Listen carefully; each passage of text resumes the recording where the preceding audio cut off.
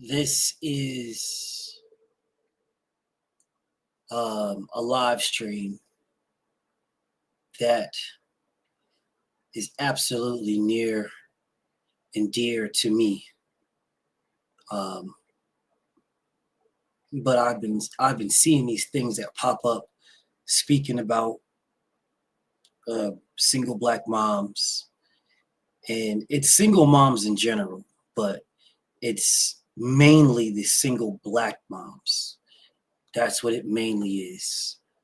Um, the system itself is created to tear apart um, black families. Black families is the most powerful thing on the face of the earth. Is black families. It's the most powerful thing in the world. A united black family, a family with a mother, a family with a father, a family with children, um, is it's the most powerful thing in the world because you can salute to you, Johnny Q, salute to Mr. Sheldon, salute to Freedom March. I see y'all. I'm not promoting any of these things because I want it to be completely organic. The people that pull up on me because they want to hear what I'm saying. Because what I'm saying, this is not about not boxing. This is some total real shit, bro. And a lot of these things, like I've lived these things, so I can I can speak to them from a point of knowledge, right? So, telling you guys about uh, this is super detrimental, man. And let me just remove out of this the when I say single black mothers, I mean just that. Not the system. Everything is created for white people. Everything. This is no shade to white people. I don't have no disdain and no hate, nothing like that towards white people, bro. But I know who my enemy is, and it's not white people. But just so happens that some 90% of my enemy happens to be white. Not all white people. All right, just keeping it a stack with you guys. So let's just get to this though, because you don't have what I'm about to speak to. You don't have this in Latino families. You don't. Latino families can be a Latino woman who cannot, she could be single and she doesn't have the same mindset. And I'm going to speak to the mindset here in a second that a single black woman would. It can be a single white woman. She doesn't have the mindset. It could be a single Asian. She doesn't have the mindset. The black family is at the bottom of all families. And black people have been, what's up, Dap? Black people have been smashed mentally. Physically, we've got all the attributes, all the skills. We've got all that. Physically, mentally, we've been smashed over generations.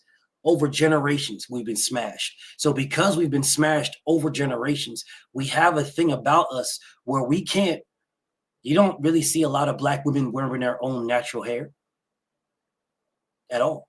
You don't see a majority of the black women wear their hair to look like other women. They don't like their skin or their lips or their nose. They don't like the nigga nose. They don't like the nigga lips. They don't like the big nigga titties. And a lot of them don't even like in the 80s, they didn't like the nigga ass. They didn't like those big fat asses. They wanted to get reductions and all kinds of weird ass shit. Fat asses, that's some new shit that people like to get BBLs. And they don't even call them BBLs. They go to Colombia to get the shit to look like the Latinos, the Latinas. They're not Africans have the real homegrown booties. Africans, straight out the bushes. No, they go down to Colombia, down to Brazil, or they go down there to want to look like them still. It's our mindset that has been completely damaged badly. And I'm not going to go into that as deep as I could because I want to make sure that I keep it around this topic.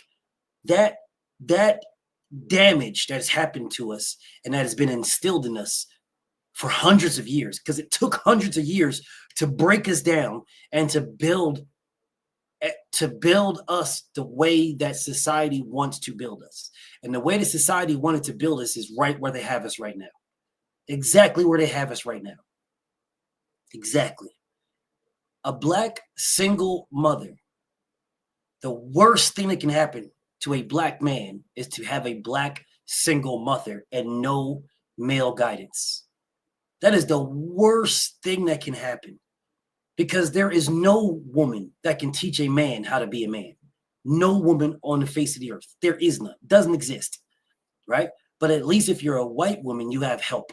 If you're another, a Latino, an Asian, whatever the case may be, you have help. If you are a black woman, you don't have no help. Pull yourself up by your bootstraps. And anything that you do and anything that you say, they're going to look at a black woman as a victim. Oh, she's being a victim. Just a victim. This black woman is a victim. Why you're a victim? You're not a victim. You're a victim. Why not a victim? Right? And you put that type of mentality in a motherfucker's mind, and it's a natural thing to pass it on. So then you pass it on to the son.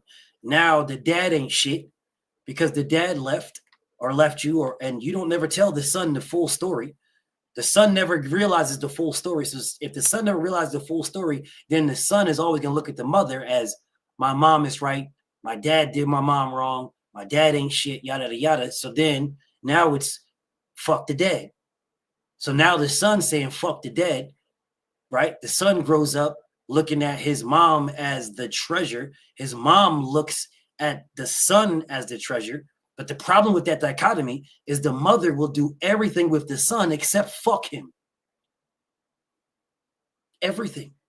That a black mother will never fuck with another man the way she rocks with her son. It'll never happen. It'll never happen. Never, ever, ever, ever happen. They can tell you whatever they want to tell you. But because the mentality is fucked up, it's like, I have my man. This is my man. Yeah, my man is right here. That's why they say mama's boys and daddy's girls. That's what they say. My man is right here. This is my man. This little boy, this son, my son is this is my man. They will do everything with him except fuck him. Everything. All the stuff that, what's up, Steve? All the stuff that your significant other should get, right? All the stuff that your significant other should get, the son gets. The massages, the cuddles, the physical touch, just the brushing of the hair and shit like that. All those things, the son gets. And if a new man comes into play, and I was in this situation, if a new man comes into play and now the new man is there and the new man is seeing all of the love and attention that the son is getting, and the man is like, well, bro, what's up with me? She has in her mind, and it's a natural thing. It's very, very natural that the only unconditional love that she's going to get is from him, from the son. That is the only unconditional love she's going to get. She's not going to get no unconditional love from nobody else but the son. That's it. She ain't getting it from nobody else. Regardless of what she says, regardless of anything. Actions speak louder than words. And you guys, if you've been in that situation, I'm telling the truth. I am. If you haven't, I promise you, if you ever do, you will see exactly what I just said. This is not, I'm not slandering the black woman because I love black women, bro. Love them. I believe that they're a treasure to the world. Like I believe black men are a treasure to the world. And I don't have no disrespect to no nationality or no race, nothing like that. I really don't. But I can only speak for my skin. I'm in my skin. I know what I live. I know what I've been through. I know what I had to deal with. I am telling you, it is the toughest relationship in the world. The toughest. And you think that you could deal with it. You think it's not a big deal. You know what I'm saying? I'm the one, laying the pipe. I'm the one taking care of things, blah, blah, blah, blah, blah. But the reality is the connection that she has with you is not the connection that she has with that son. It is not the connection, and it will never be. And there is nothing you can ever do to ever get that connection ever. You can never get it. Never. The only thing you would do is end up fighting to get that connection and then causing that black woman to fight back. And you'll end up fighting over a connection that you're trying to make with her that she is making with her son. And there's nothing you can do about it. You could tell her, you can have conversations about it, all these things. It won't matter, because it is a trauma that is deep-seated and encoded. And because the trauma is encoded, you cannot get past it. So let me give you guys some scenarios. For me, I'm gonna tell you about me. And I'm not gonna put no names into it because I don't have no beef with anybody. But I will go into more in depth on my Patreon, but I don't have any beef with nobody. But I do want you guys to understand this stuff, because these are the things that eat at my soul. They eat at my soul. They eat at me because I'm a naturally good dude. That's the reason why I have a barrier between people, because I know if you can get past that barrier, you could destroy me. That's the reason why I keep that barrier up with everybody. I do not allow nobody to get past it. I don't. So this woman that I was dealing with had a son, and I should have known better, but I was young, you know what I'm saying? So I should have known better. But, so, and he was young. He was like maybe one. He was like one, right? And when I met her, I didn't know that was her son when I met her. And there was all kind of red flags. I know better now, but then I didn't. You know what I'm saying? When I met her, I didn't know that was her son. And when I asked her if that was her son, she told me no. She said, no, that was her little brother. You know what I'm saying? Dead true story. She told me, no, it's my little brother. Because clearly she liked me. You know what I mean? Clearly she wanted me. What's up, Makai? What's up, Samson? Clearly. You know what I'm saying? And so, as time went on, I found out, of course, that it was her son, and I didn't really care. I looked at it like she was shamed because she was young and she didn't want to, she liked me. I looked at it like that, which was dumb. I should have never did that. I should have been like, I'm just going to smash and move on with life. It's what I should have did. I didn't, but it is what it is. Snoopy Mac, what's up with you, homie? I'm just giving you guys this scenario. Like I said, I'll go into more detail and certain things like that later on, like in my Patreon. I'll put more stuff, but I'm not going to do that here because I want to make sure I get to a broad topic. But I'm just giving you an example of what happened, so you can see where my mind is at with this. Detroit is in the building. What's up with you, my brother? So, and I'll rent you up in a little bit, Detroit, but let me get to this. So, time went on and I found out that was her son, and I didn't care because in my mind, like I said, I felt like she sort of felt ashamed of it because she was young, you know what I'm saying? So she wanted to what's up, Sanction Boss? She wanted to, you know what I'm saying, make it like, okay, look, it's just like a level of embarrassment, right? The beautiful Queen Shaquila is in the building. What's up, beautiful Queen Shaquila? Right? She put it out like it was a level of embarrassment. So I didn't want to add no more to it. So I understood, right? And time went on, and I saw the red flags. They were all over the place, but I just kept pushing to the side. You know what I'm saying? I could work through this. I could work through that. I can work through this. I can work through that. But the reality of it is I could never work through it. Never work through it. I could never work through it. See, I'm a guy that I believe your child is a part of you, right? Your child's a part of you. If you're a single mom or a single dad and you bring in someone, a significant other, like you're a single mom and you bring another dad, you bring a dad in, a father or someone, a man's going to take that spot to become that. Or you're a single father and you bring a woman in, it's going to take that spot. You have to, in my opinion, this is me, you got to put the woman or the man first, because putting them first, you're doing your children a service by putting them first. You put them first, you build that relationship, your children see what a real relationship looks like. So if they had a bad one, or if they didn't know this, or if they didn't know that, well, they see what a good relationship looks like. It's a monkey see, monkey do thing. I don't like the terminology, but that's a real shit thing. If they see what a real relationship looks like, right? They see love. They see genuine love. A lot of people will look at this and say, oh, well, I don't know if this man's going to be there, or I don't know if this woman's going to be there. What's up, Tay-Tay? I see you, Queen. Then they say, nah, this is my kid. I'm looking after my kid and my kid. And what happens is You run that woman or you run that man off. You run them off. So then all your child see, all they see is a revolving door. That's all they see. And there's too many people nowadays that in their mind, I'm just worried about my kids. That's my kid, my kid, my kid. My beautiful little sis, Queen Cameron, salute to your beautiful little sis. My kid, my kid, my kid. I'm worried about my kid. It's my kid, my kid. I'm just worried my kid first. And my kid, what you don't understand. And I'm speaking specifically to my Black queens. What you do not understand is that if you're focusing on your children and not your relationship, your children are focusing on your relationship. That's what your children see. Your children see your relationship. If as a single Black woman, if you get a man to bring a man into your relationship, to bring your man into, you have a man, you're bringing a man on with your son. It's having a single mom, having a single son. I mean, having a son is the worst.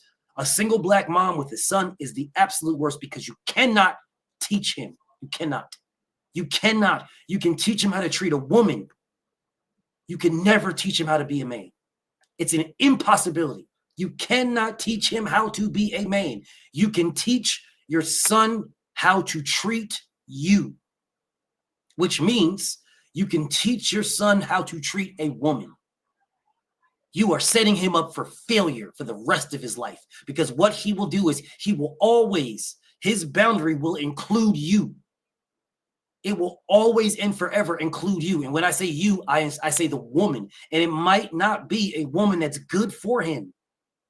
But his mind says, treat a woman like such.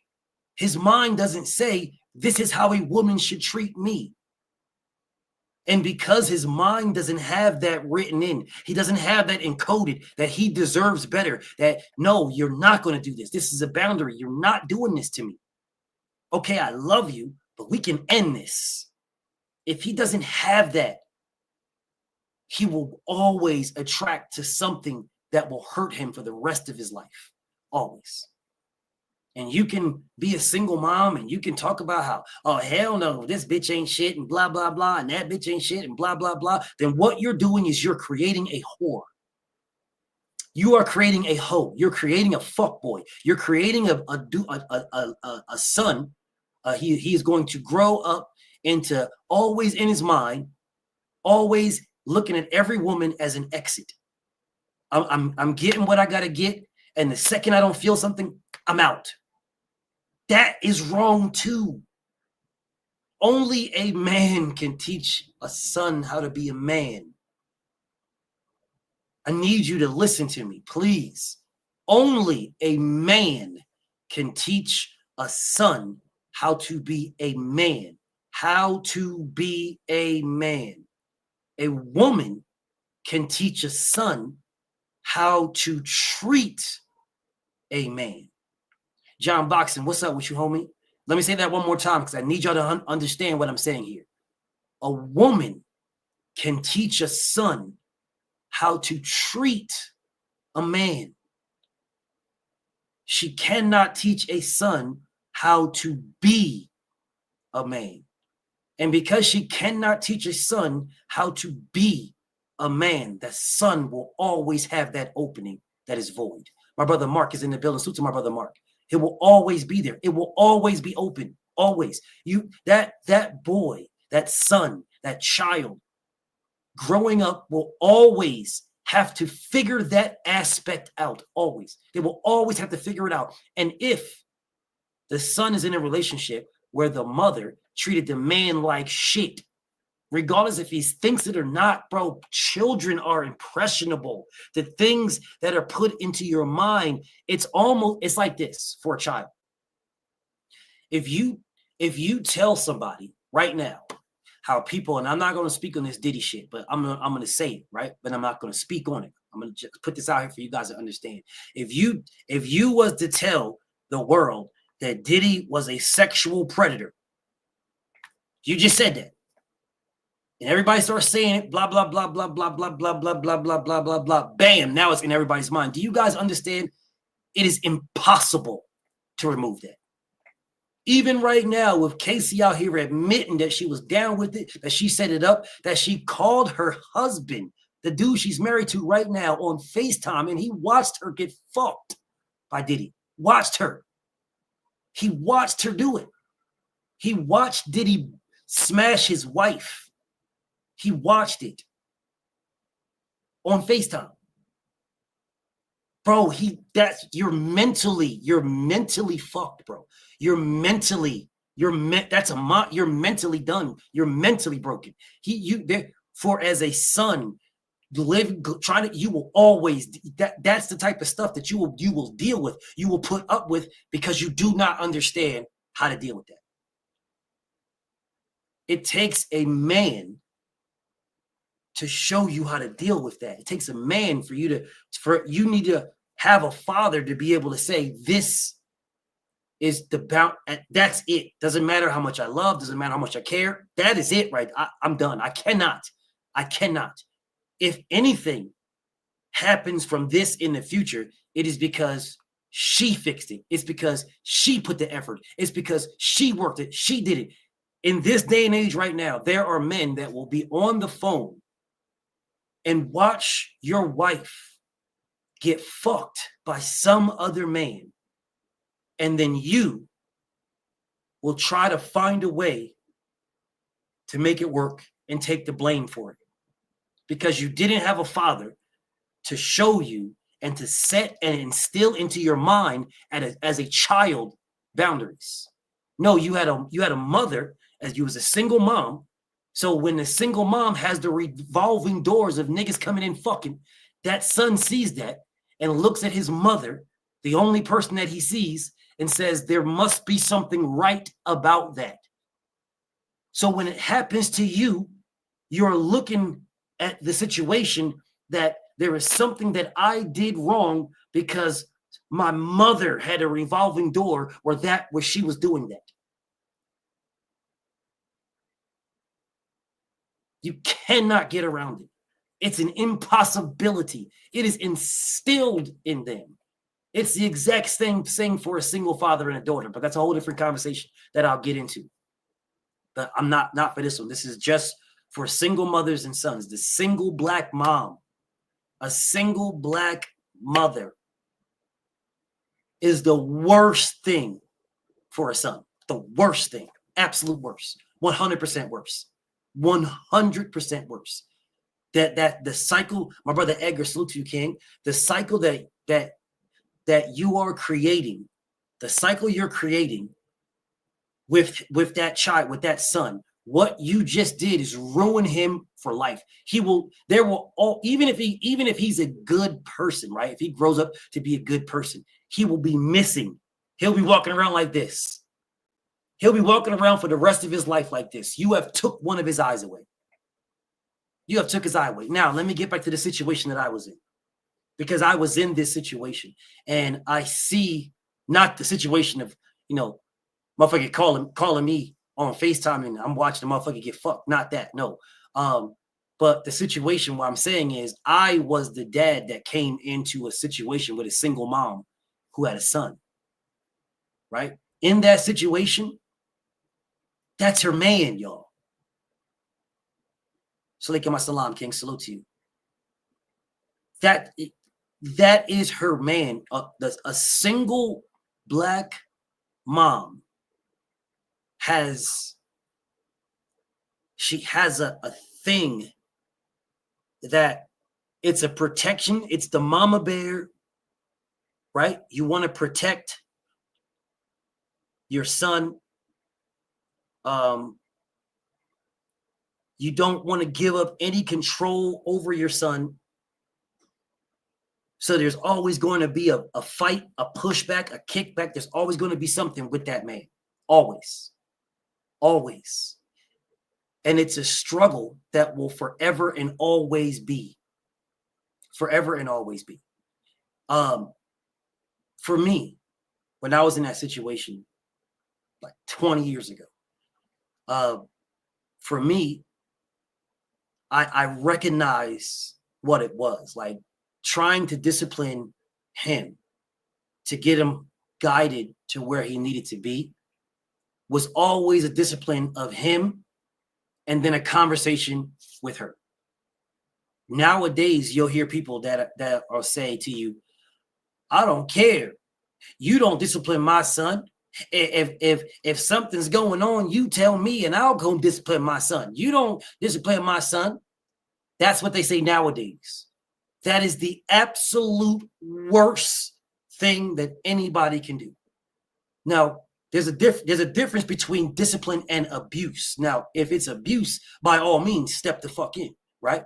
But if it's discipline, if they're doing something wrong and you discipline them and let them know that's wrong. No, not this, not that. Stop. No.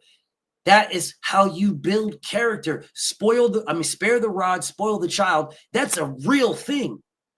That is a real thing, bro. It's a real thing. That's a real thing. There is no big mamas no more. Where big mama used to whip that ass and chop a motherfucker in the throat, and then now you got all of the generation, my generation of my age. We're not on that type of time, man. We respect our elders like a motherfucker. We respect everybody that respects us, and we start out with respect. We only fall back on disrespect when you motherfuckers are disrespecting us. We start out on respect. That's my generation. That's my era. Because we had Big Mama that'll fucking beat that ass. That'll pull over and tell you to go get a branch. Go get it. That'll bring out the belt. That'll bring out a damn extension cord, a clothesline, a hanger. Motherfucking power cord out this bitch. You getting that ass whooped. But see, that builds boundaries. Those ass whoopings that you get build boundaries. They build things in you where you realize, hey, I'm grown, right? And you ain't gotta give all the ass whoopings now.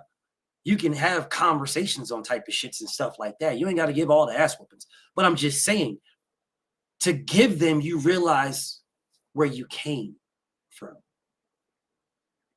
Where you came from. Like right now, if you was to a child is in a store crying, saying, fuck you, mom, and blah, blah, blah. And these motherfuckers talk about little Timmy, timeout's coming. Fuck you, bitch. I don't know, kicking and shit. Man, I wish you would in my era, man. Big mama, she dragging you to the bathroom, whipping your ass right then. You getting chopped in the throat, you getting dragged to the bathroom, and you getting your ass whipped immediately. Or you getting dragged to the car, getting your ass whipped in the car, and then we going back in the store and going back and doing what we doing. You getting some act right. They don't have that nowadays. There is no act right nowadays. Now it's the mother, and you discipline the son, and then the mom is mad at you now. Now she's mad at you. Now she got a beef with you. Now she got a problem with you. How dare you put him in the corner? How dare you take his toys? How dare you do this? That is not your child. That is my child. It's not your. That type of shit is what you deal with. That type. What the child then sees is that the child knows who to go to get away with stuff. So when the child becomes a man, the child goes to the woman to get away with stuff. Yeah, I'm going to go get me a girl. Now I got this girl. Now I'm going to fuck a whole bunch of bitches because I'm used to, in my mind, psychologically used to getting away with stuff. So that's what happens is now I got this woman pregnant and I'm bouncing because I'm used to getting away with stuff. I'm going to get disciplined. Nah, psychologically as a child, when I got disciplined, I could go to the woman. So now I got this woman pregnant. She's having another son, my son. She's trying to argue with me, blah, blah, blah, blah, blah. I don't want to deal with it. So what do? Is I'll go to another woman who is not giving me the psychological issues that this one is giving me. So I'm going to go to another one. And that's the cycle that it has. It is horribly hard to break that cycle. Horribly hard to break that cycle. But anyways,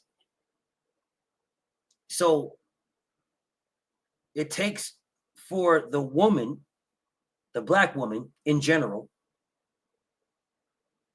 that black woman then in turn, with her psychological treatment, that black woman then looks at her son as the man that the father never was.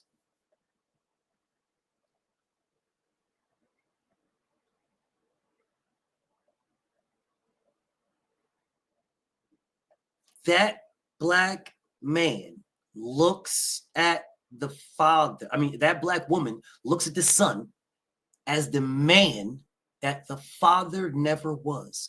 And she protects him like that. She protects her son and treats her son like her son is the man that the father never was. So when you, in this situation, me, when I got into that situation, I saw my significant other at that time giving the son all of the love and attention that I was supposed to get. Like if I'm wanting to cuddle or shit like that, you know what I'm saying? It's like, okay. But if he wants it, it's let's do it right away. All baby and all kind of shit. It's like, bro, what women, black women specifically, do not understand, and I'm speaking directly to my black queens. I'm speaking directly to you. Because the black family is an endangered species. It's endangered in a motherfucker. Stay dangerous. What's that what you call? What's that what you king? It's endangered, y'all. It really is. This is why I shout out to the Mexican family, bro. Shout out to the Latinos. Because, bro, they still got Big Mama around. Like, there's crazy shit in all relationships, of course. But not that. Not that. Right? Not that. And I'm not even, shout out to the Latinos, bro. Shout out to the Latino families. There's fuck boys everywhere. But they don't got that. They don't have that systemic shit, bro. They don't have that. They don't have that systemic shit. They don't. It is us. What's up, Zay? It's us, y'all. We have it. We have it. Bro, I think the beauty of my situation, and the reason why I'm going off topic a little bit, is because I keep wanting to put names into it. So I stop myself from putting names into it. And I'm going to get back to it. But my scenario, I'm put on Patreon.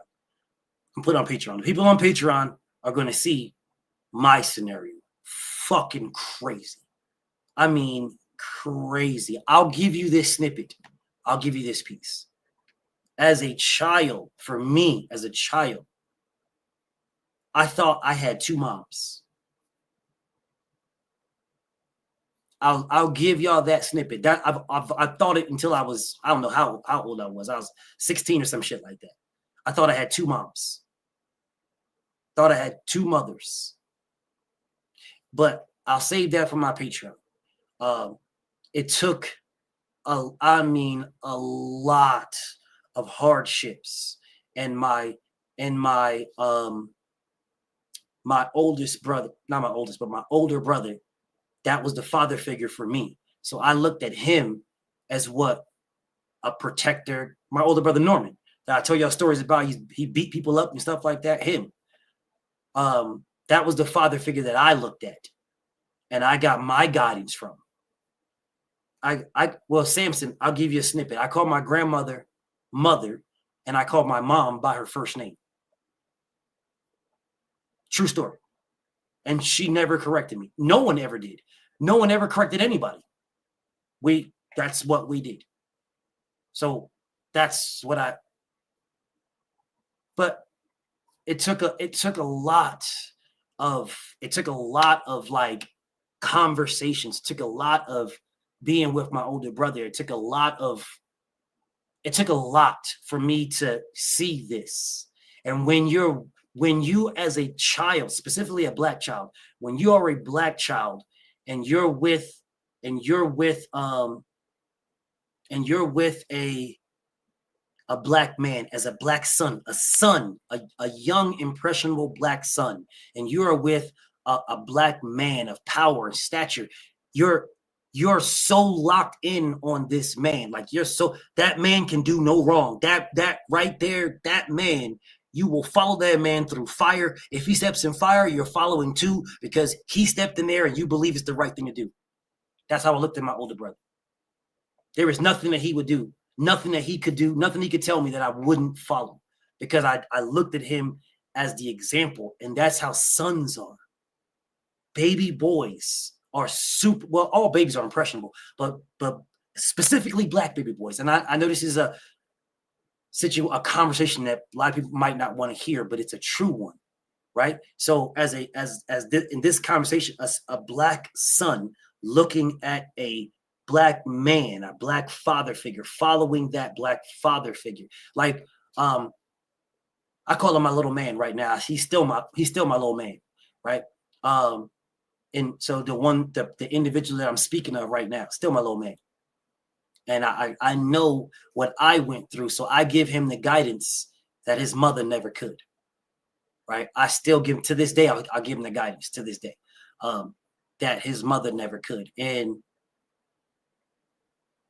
I understand it because I had to go through it, right? So, and for black men who went through it, we are the ones who have to stop the rat race, the wheel.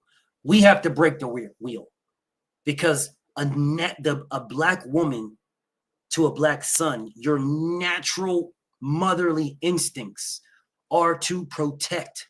It's a natural mother instinct, but it shouldn't be. The protection comes from us, the black man. It comes from us. We are supposed to be protected. This is the reason why I say it is the black man that has to break that wheel.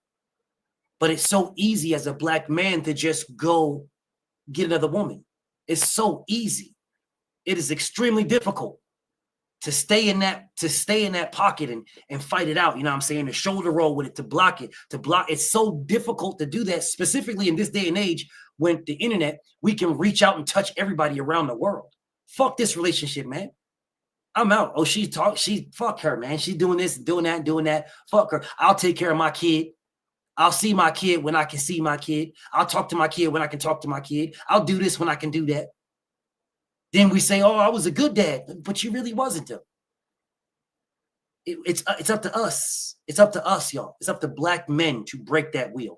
Whether we like it or not, it's up to us. We have to fight through that, to shatter that wheel. It's the only way it'll happen, because a mother's nature is to protect her son. That's why they call them mama's boys. Like a father's nature is to protect his daughter. That's why they call them daddy's girls. It's a nature of it. But we must allow women to be women and men must be men. Men is the protector. Men is the provider. Can women protect and provide? Yes, but that is not their main goal. Their main goal is to nurture. That black queen nurtures the family. The king brings the shit. The king protects it, protects the bubble. The king protects the bubble and adds to the bubble. The queen nurtures the bubble. She nurtures what's inside. She nurtures all of that. Her protection is in the bubble. It's in the bubble. That's where her protection and her nurturing is inside the bubble. It's in the bubble. The man's protection is outside the bubble. Outside of it. That's why, you see these things with the others, like with white people and Latinos and stuff like that. And this is no shade to nobody. I'm speaking specifically to the black people, because we're at the bottom. The black family is an endangered species, right? But if you look at that, you'll see like the others, the other nationalities or other races or whatever the case may be. The mother's dealing with it. The mother's dealing with this. The mother's dealing with that. And if it gets a little bit, don't let me get that. Then they get some act right. Now, I'm not saying that there's not black families that are like that, But what I'm saying to you is most of them are not, bro. Most of them are not. Most of them are not. Most of them are not. It's not somewhat lost. It's endangered, Zay. It's endangered. It's not somewhat lost. It's endangered. Endangered. Completely endangered. Like everything about the Black family, everything about it is systematically punched on. Everything. Everything is punched on. You don't want to have a father and a mother and 2 kids. You have a father, you have a mother, and 2 kids. They go to school and they look at you like they look at Devin Haney. How dare you? Silver spoon in your mouth. Dad was in your life. You get ridiculed for it. You get ridiculed for having a mother and a father. You're ridiculed. The environment says that you should be you should know who your dad is. The environment says you should be struggling. That's what it looks. That's what you blend in with everybody else. If there's a struggle, if you don't know who your dad is, or whatever the case may be, your dad's. Oh, you see your dad on the weekends, or you might see your dad once a month. Then you can relate to the motherfuckers around you. Now everybody's like, my shit, I ain't seen that nigga and blah blah blah. I ain't seen that nigga. Oh, you seen your dad this weekend? Man, fuck that nigga, blah, blah. Then there's that. There's that. And it just builds. It just builds. That's the environment that we live in for the most part, which is the reason why you see a Black family, a mother and a father, they want to live in a neighborhood with white people. It just is what it is. Don't get mad at me. They want to live in that. They don't want to live around their Black people, bro. They don't want to live around. They want to live in a relationship with white people. Why? Because most of the time, white people is going to have a mother and a father and kids.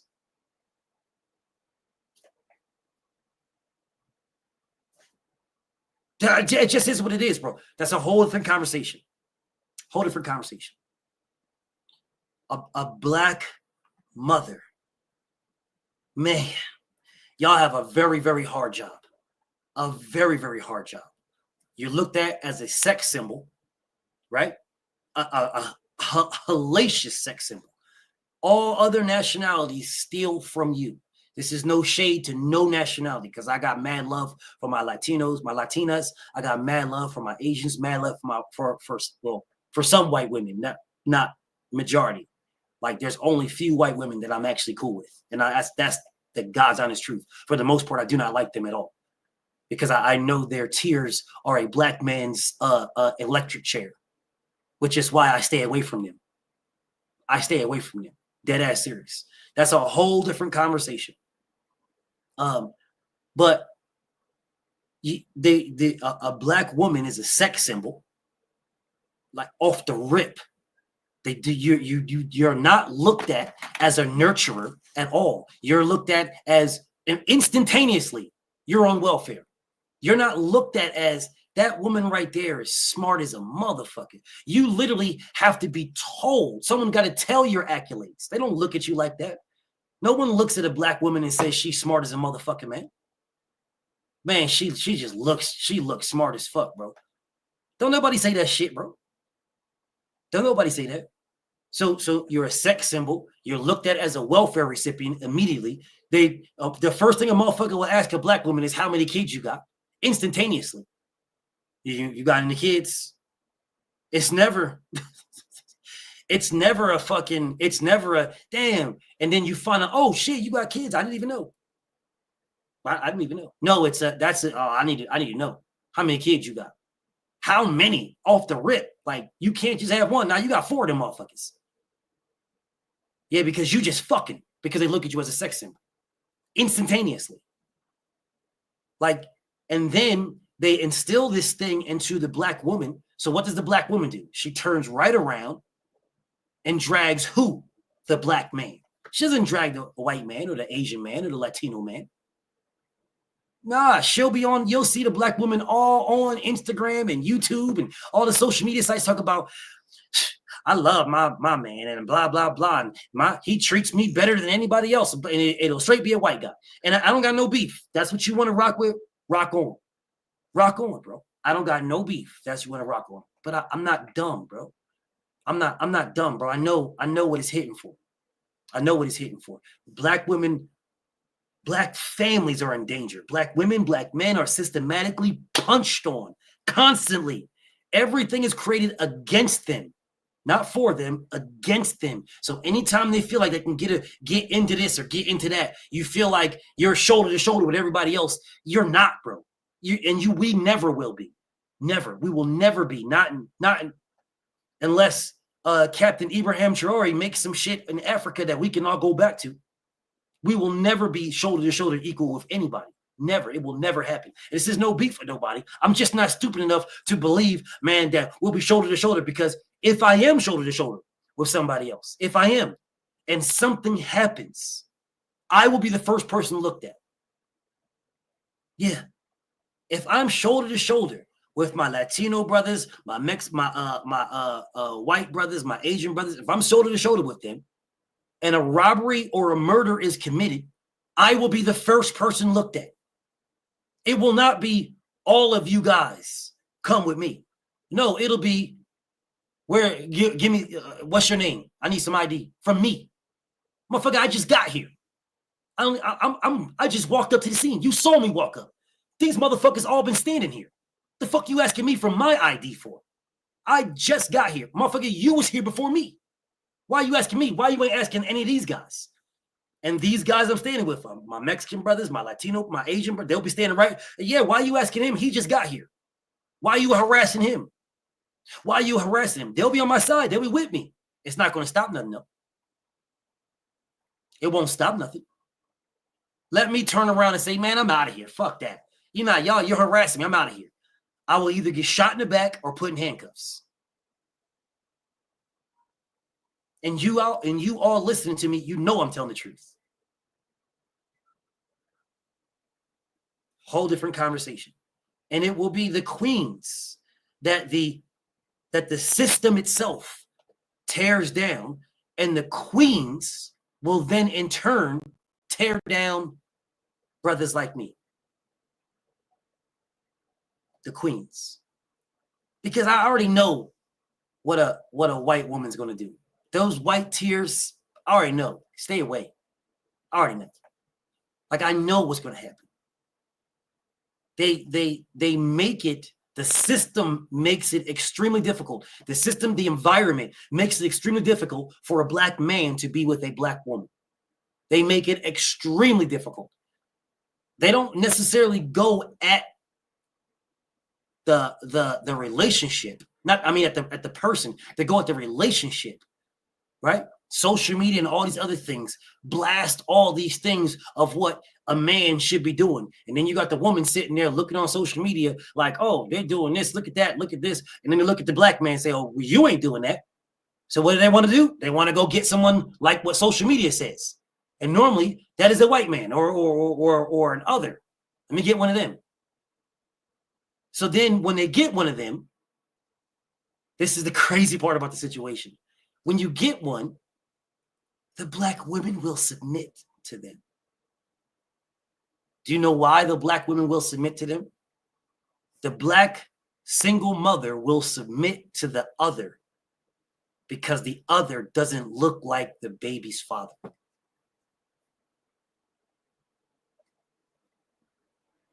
The baby and the baby's father, the Black baby, the Black baby father, you have a problem with that. That Black baby is now your man. You look at the Black baby as your man. You do everything with that Black baby except fuck it. You do everything with it. All the love, all the nurture, all the care, all the kisses and the hugs and everything. You give everything to that Black baby, but you can't give it to a Black man because the Black man looks like the Black baby. But you can give it to the other because they don't have a resemblance to that baby. Now, I know motherfuckers will listen to me like, I don't know, BF. I don't know. No, yes.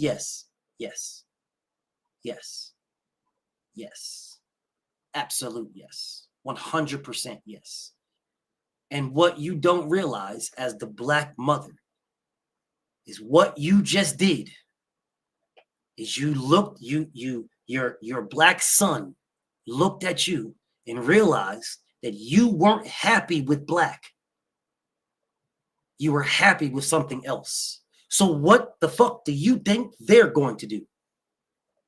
Now, all of a sudden, what looks good to them is what looked good to you.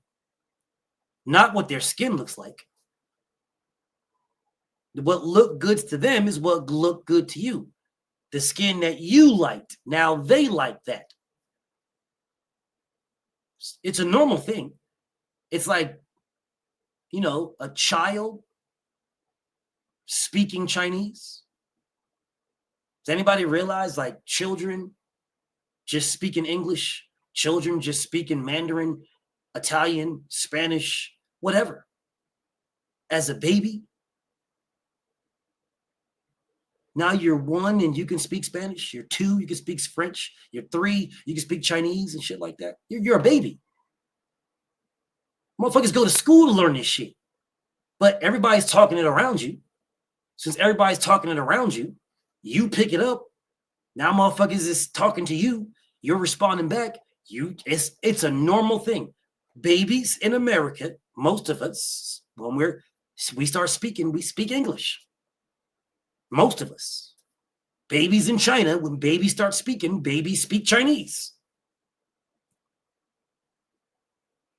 Babies so to Puerto Rico, babies in Puerto Rico, when babies in Puerto Rico start speaking, they speak Spanish right away. Dominican Republic, the DRs, they speak Spanish first. Babies in Italy, when they start speaking, they speak Italian. Ain't no motherfucking books in front of them. They don't know the ABCs. Motherfuckers just talking, bro. They just talking. To a baby, it's grunts and shit. Okay, well, your grunts back to me. I understand your grunts, and I'm telling you grunts, and we're both grunting. Okay, now I understand English. Now, I don't know my ABCs, but I know I can say two, fui. Fui. I know I can do that shit. That's how sons, black sons, look at their moms. Same thing she's doing. The same things that she likes. Like, back to me now, because I'm able to remove the names. My little man right now, he's not my blood son, but I call him my little man. Like, but growing up, he didn't like fucking hot food. But his mom did. So what did he do? Constantly eating hot foods. He didn't like that shit. Constantly eating hot foods. That wasn't his shit. But she liked it. So because she liked it, he did it.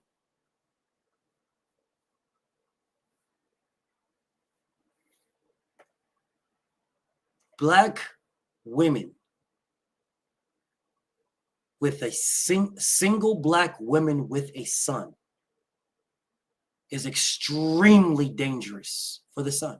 The cycle keeps going. And then when you get a motherfucker that comes into the son's life that is willing to, I tried it, that is willing to be in there, and you are refused to allow a man to be a man, all you did is make it worse for him as an adult. Because by you refusing to allow a man to be a man, what you did is gave that child, that son, that black son, an out. There is no outs for us. Dead or in jail. We struggle through survival through life, or our ending is dead, or our ending is jail. There is no that. We just struggle through survival. So you gave him an out, which then allows him to look at a problem and look for the out and not the solution. I'm looking for the solution. I'm looking for the solution.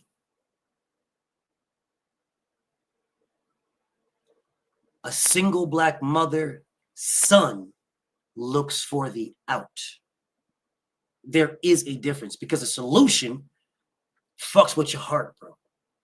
Fucks with your mind, it fucks with your heart, it fucks with your time, it fucks with your energy.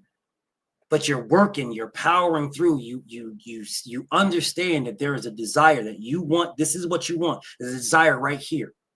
So you're going to fight through it, right? You're going to fight through it. You're going to fight through this. You're going to have these conversations. You're going to do these things. You're looking for a solution. Now, the flip side of that, the flip side is when now without the father in the son's life to guide and assist the son through those weeds to a solution or to a brick wall, right? Because there is two. I'm either going to guide this through a solution to a solution, or I'm going to guide it to a brick wall. So once we get to that brick wall, as a man, then we can tell our son, because only a man can teach a man. We can tell our son, we've done everything we tried to do. We tried it all. There is no reason to beat our head on this brick wall. At this point, son, right here, this says it's not for us. This is where we got to let it go. What we have now in this day and age is we have men who were fatherless, men that had a single mom that will look to their mom and they see their revolving door of niggas. So now they're looking for the revolving door of bitches, right? And then it'll never be solidified with them, right? You have that, or you have the man that's seen the revolving door of bitches and didn't want to do that, and is now at this wall holding it, beating his head on the wall, trying to get through the wall. You didn't have a man that told you, son, I'm proud of you. You fought it out. You fought it out. We went through these woods. We came out on the other side of the woods, and there's a brick wall here. This isn't for us. But what this did to you, son, is it instilled character in you, the ability to fight. It put the ability to fight in you. That's what you have in you, the ability to fight. Because you either have a fighter or a runner. That's what that single black mom does to a son. You either have a fighter or you have a runner. If you have a fighter, then you have someone who's going to fight and doesn't know anything else. So they're going to fight and keep fighting. And it's like, bro, when keeping it real goes wrong, you fought through already. The fight's over with. There's nothing more you can do. What you fighting? And then they end up, like my homie Samson said, all drugged out, high all the time, drunk all the time, always ready to fight, or in jail, or dead. Or you have the runner. You have the runner that sees the revolving, and you might have your one. You honestly might run into your one. You really might hit your one. You really might run into your one. But because you're a runner, because you saw the revolving door of your mother as a son, and you saw the revolving door, you got your one. But you have an issue. Of all relationships have issues. And instead of fighting it out, you leave it. You leave it. You left your one. They call them your one for a reason, because you will never have another one. What you will have is a 2 or a 3 or a 4. Now, your 2, 3, or 4 may look better than your 1. Your 2, 3, or your 4, whatever, they may have better pussy. Better attitude. But your one is like fighting at your natural weight class. That's what your one is. Your one is fighting at your natural weight class. Everything about it balances the other out. You may not like this, but these two things balance it out. You may not like that, but these two things balance it out. You may not like this, but these two things balance it out. Your one is your natural weight class. That is your one. And you will not get that again. I don't give a damn how many women are in the world. You can have fun. You can have fun, but it's not called soulmates with a plural. It's called a soul mate. It's just one. It is ono. And it is the hardest thing in the world to find. It is the hardest thing in the world to find. The absolute hardest.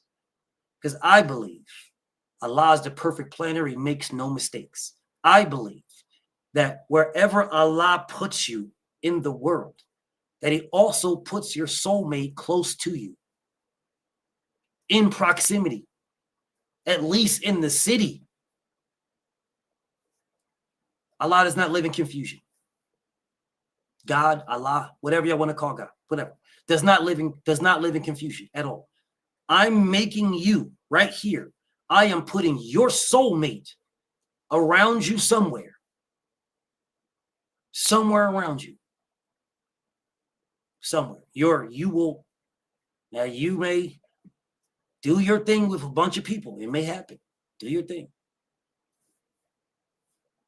You will never realize she is the one or he is the one until you're on your 2 or your 3 or your 4 or your 5 or your whatever. You will never realize it, ever. It will never happen. You will never realize it. It is impossible to know what hot is unless you know what cold is. It's impossible. Impossible. The only way to know what hot is to know what the opposite is. If you know what cold is, then you know that ain't it. This is cold, but that shit right there is not it. I don't know what the fuck that is, but that damn sure ain't that. This is cold. That ain't it. Someone can teach you, yeah, well, that's cold, that's hot. And now you're like, okay, I know what hot and cold is. Now I know. But that is the only way to know, is if you have the other. You could be in a relationship that is cold as a bitch, but you don't even know. You have no idea that there can be another relationship that is piping hot. You have no idea. Why? Because you don't have the father figure. You didn't have the father figure as a man. You didn't have the father figure to let you know you have did the good fight. You have fought through all the woods. You have did everything you need to do. Son, you need to let this one go. Even if you don't want to, you need to let this one go, son. Think about it like this. As a child in high school, and you get your high school sweetheart as a son, a black man, a black child. You get your high school sweetheart.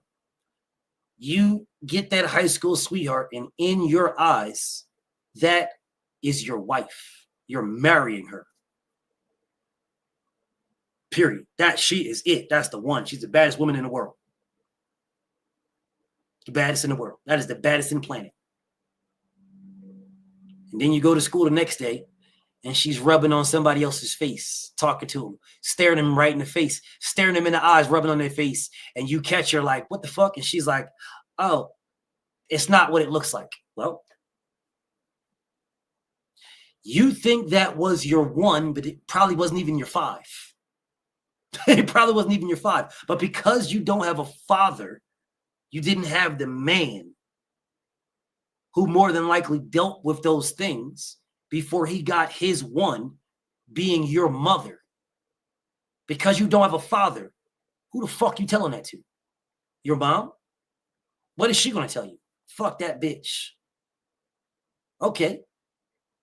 Well, now she's protective of you. She's nurturing of your heart, and she's letting you know everything's going to be okay. There's other women out there and shit like that. And now she's telling you you're the prize and these bitches ain't shit and all this stuff. And these bitches got to go after you and yada, yada, yada. You're the prize. The man is the prize, telling you all this shit to make you feel good about yourself.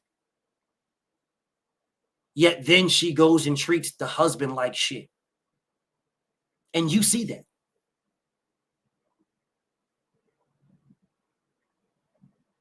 Now she's arguing after telling the son that the man is the prize and the man is this and the man is that. And then she goes and treats the husband like shit. The son sees that. So in his mind, it's something different than what he's going to say because he's got love for his mother. A mama's boy will always have love for his mother. There will always be a connection of love for the mother as the son, because that's why men, we call our queens little mama. That's why the daughters call their man daddy. That's why the women, they will call their man daddy. They call their man daddy. And the men call their women little mamas.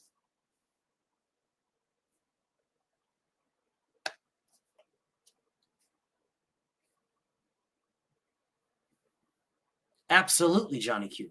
100%. You getting your one puts you like this. It's off topic a little bit, but sort of off topic, but on topic. I put you like this. A passing grade, if it's a 1 through a 10, a passing grade's a 7. It's a passing grade. It's a 7.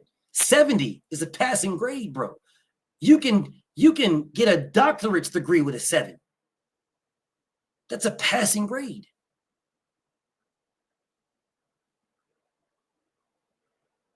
You don't have to be the number 1 in your class.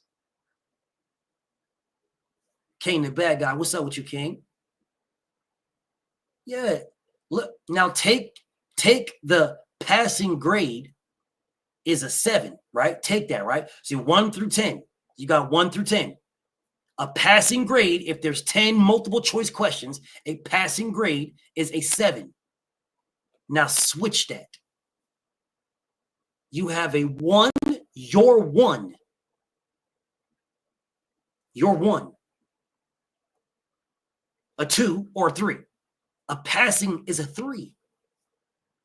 That's a passing. So you have a 1 through 10. That's why they call them a dime piece. A dime piece being the best. She's the baddest. Now take a dime piece and reverse it. That's your 1. That's your 1. That's your 1. Your 1 is the dime piece. Reverse it. You got a 1, 2, 3. You don't want a damn a 3. She a 3, but she got a fat ass. No, take that 1. Now reverse it. Your 1 is that dime piece. Your 1 is that dime. Now, if you bring it back, if you move it back, there is people in here right now who will be happy as a bitch with a 7, an 8 or 9. A 7, 8, 9, or a 10? Motherfuckers in here be happy as a bitch, bro. Nah, I might not have this. She might not be a dime, but she's a dime to me. Or she's a 9, an 8. She a solid ass 7. That's a solid 7. Motherfuckers in here like, bro, I'll take me a solid 7. A solid 7? Send it. I'll take a solid 7. Well, a solid 7 is a 3. She's not your 1. She ain't the 2, but she's a 3.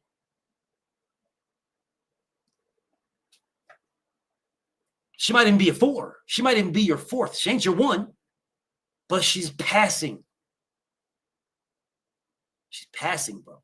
Not everybody gets their 1. Majority of people on planet Earth will never get their 1. Never. It'll never happen. You'll never get your 1. That is the majority of people on planet Earth. You'll never get your 1. Never. Never. It'll never happen. But you can get your 2. You can get a 3, and you might get your 4. Most of these relationships, you get your 5s. Most of them are 5s. You look at them when you first see them, and you're like, I'll hit that. And then you either hit it and you like it, but there's one thing that you like about it is because it's the pussy and you like the pussy. Or for the queens, you like the dick, but you hate the motherfucking attitude, or you hate her fucking attitude, and you don't like all these other things, and she really don't. I mean, she looked good, but she ain't really all that. And you don't want to tell her. Nobody wants to keep it a buck with nobody. Don't nobody want to hurt nobody's feelings. So we settle for fives. And that's why we're always having broken relationships, because we settle for fives.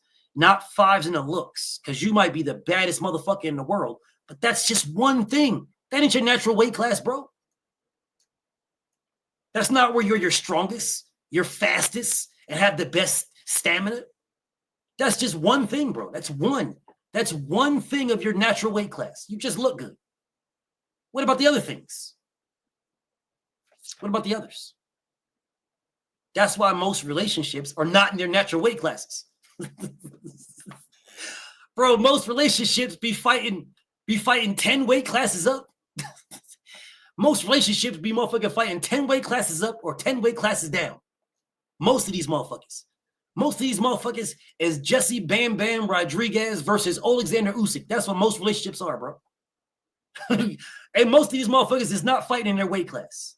Motherfuckers just, hey, motherfucker look good, so I'm with it. Motherfucker look good, bro. Hey, motherfucker look good, bro. I'm with it. Motherfucker look good. Facts, Kane the bad guy. Facts.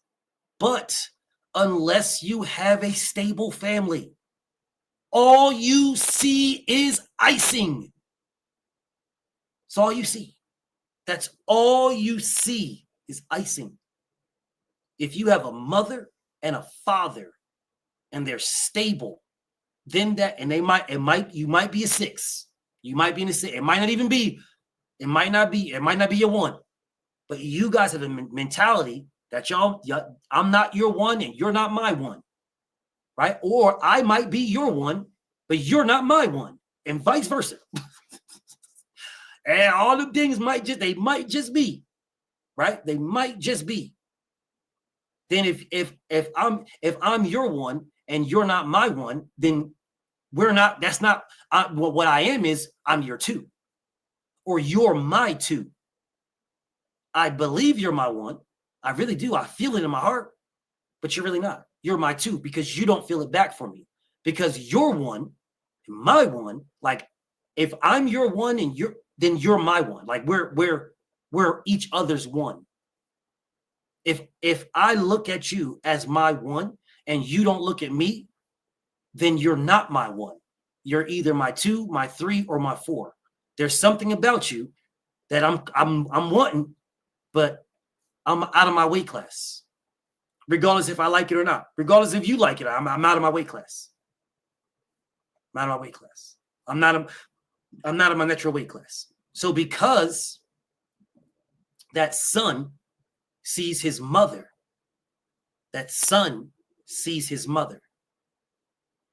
by herself, struggling black woman, a powerful black woman all by herself. There is no woman on earth who can raise a son. None. I don't care what you say, because you don't got a dick. You don't have a dick. There is things he's got to learn on his own. You could never teach him. Never. You can't teach, bro. You can't teach that man. You can teach your son how to treat a woman, but you cannot teach your son how to be a man. You cannot. It is impossible. And the things that you try to instill in your son to be a man are only to treat a woman. They're how to treat you. What's up, Unc? They're how to treat you. That's all they are. They're how to treat you. Doesn't matter if some woman broke his heart.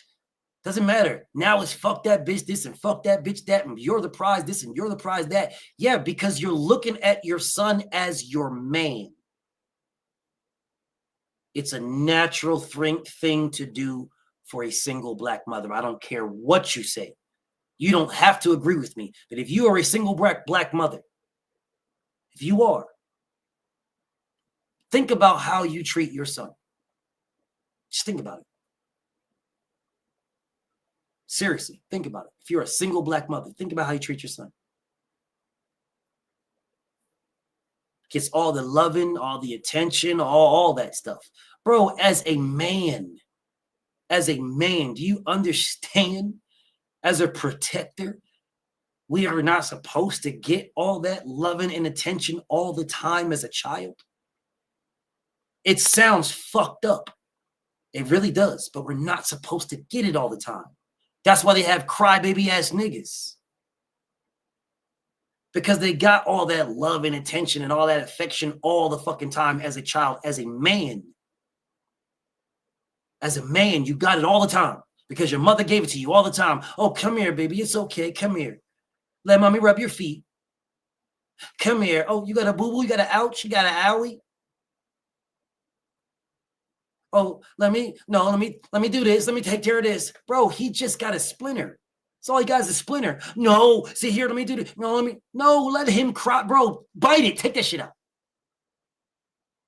Because the world is not going to sit there and say, oh, it's a boo-boo-boo little splinter. Come here, sit down right here. Yeah, sit here and give me your little footsies. Let mama take the little. The world is not going to do this, bro. They're not going to do this. The world is going to say, you got a splinter? Hop on your good foot, nigga. That's what the world's going to do. Hop on your fucking good foot. That's what the world's going to do. The world is not going to as a man, bro, as a son, we have to. My brother Adrian, thank you so much, my brother Adrian. I really, really appreciate you, King. My brother Adrian Lopez, that's my brother right there. I appreciate you, my brother. Definitely do. And I was saying it earlier, bro. Like this is a problem with black people. My brothers, my Mexican brothers have figured this out more so. Where, yeah, there's fuck boys everywhere, and there's bad fathers and bad relationships everywhere. There are. But my Mexican brothers have figured it out more. Their family is stronger. It's way stronger than black families, bro. You don't have to like it. It's the truth. Way stronger. Way fucking stronger. Man, there'll be 8, 9, 15, 20 of them motherfuckers all in one truck, and they'll be just fine. They'll make it work. 3 niggas in one car, bro. Put 3 niggas. Hey, man, can you move your seat up, man? Now y'all want to fight. Man, come on, man. Turn this motherfucking music down. I'm moving music. Man, it'd be 15, 30 Mexicans in one truck, all singing the same salsa song, chilling. Pull up on a motherfucking Honda Civic, and 19 motherfucking Mexicans get out. All happy as a bitch. Cowboy hats not even fucking creased or nothing. Boots and cowboy hats ain't nothing creased. They're all fine, happy as a bitch. In a fucking Honda Civic. Man, let a nigga pull up. First off, ain't no room in that bitch because the whole back seat and trunk is speakers. You can fit one nigga in there. One. And maybe a bitch. And that's it. And then y'all get out and you looking for a fight immediately. Niggas get out the car looking around like, fuck this nigga looking at. Fuck this nigga looking at. Immediately, instantaneously. Man, my Mexican brothers, they'll fill up a fucking Nissan Sentra. 15 motherfuckers in that Nissan Sentra. You pull up at Great Adventures. I seen this with my own eyes. Pull up at Great Adventures in a fucking Honda hatchback. 15 niggas get out. Like, how the hell y'all fit in there? This motherfucker got 2 doors. It's a 2-door, bro. A Honda CRX. It's got 2 doors and 15 motherfuckers get out. 2 doors, the hatchback pop up and niggas just getting out. Salute to my Mexican brothers, bro. If black families were more like that, we'd be unstoppable. Dead ass serious. We'd be unstoppable. But we're not. Black families are so fucked up that we compete over who is the most fucked up.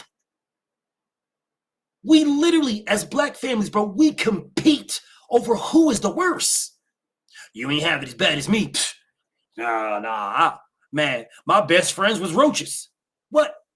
Nigga, I was so poor, I didn't even have roaches. The roaches didn't even fuck with me. We literally compete over this shit. Man, the roaches didn't fuck with you. Shit. I didn't have nothing. I didn't even have Ray. Didn't even know roaches was. Roaches ate in my tape, bro. We compete over what's the worst. Man, I ain't have shit. Oh, you didn't have shit? How much money did you have? We had $5. You had $5? I had $2. That's all you had? Nigga over here like, nigga, you had dollars? What's that? All we had is change. Literally, look at boxing. Niggas compete over who had it the worst. Niggas out here shitting on Devin because he had a mother and a father. Silver spoon is what they say. But yet, other niggas like Tank and Shakur and these niggas, oh, nah, man, they had it bad, man. Nah, they had it bad. We compete over what's worse, and you niggas look at this like it's a fucking flex. It's not a flex, bro. It's not at all. It's not a flex. Gervonta Tank Davis, I don't want to blend boxing, but Gervonta is a fucking product of a single mother.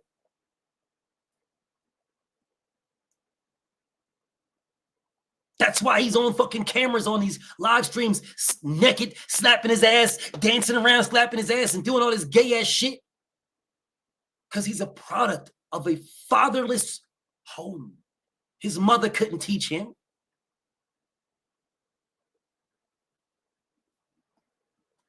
His mother couldn't teach him, bro. His mother couldn't teach him. What he saw with his mother is who he dated. The bitch that spit in his face and took his toothbrush and dug it up her ass. That's what he saw in his mother. And that's what he dated. And that's who his baby's mother is. His baby's mother is what he saw. Monkey see, monkey do. This is no shade to him saying monkey. I'm just saying. That's the terminology. You didn't have nobody to show you that these bitches ain't. Nah, fuck this bitch, bro. This bitch ain't for you. No, what you do with a bitch like that is you smash. And that's it. Smash and that's it. And when you get that feeling like you about to bust, pull out and bust on her titties. That's what a father teaches his son. Those are the conversations that a father can teach with. A mother can't tell him that. A mother's not going to say, yeah, son, hit the pussy, and right when you feel like you about to nut, pull out and bust in her face. A mother's not saying that shit, bro. She's not saying that. And if a mother did say that, you wouldn't respect her. Because now you're looking at her totally different, like, bro, you nasty, bro. That's some nasty ass shit. I'm not ill. Mom, why are you talking to me like that? But a father can talk to his son like that. There's a different level of mindset from a father speaking to his son. Yes, if black sons had black fathers in their life to tell them these type of things, to have these type of conversations, then the black kid, the black son, grows up to want a black woman that is similar to his mother. Not saying they want their mom, because that's some weird incest shit, but it's what's instilled in your mind. What's instilled in your mind is to have somebody that, hey, I saw what my mother and my father did. Well, even if it's not my real dad, but he fought through and stuck it out with my mom, even when she was on some fuck shit.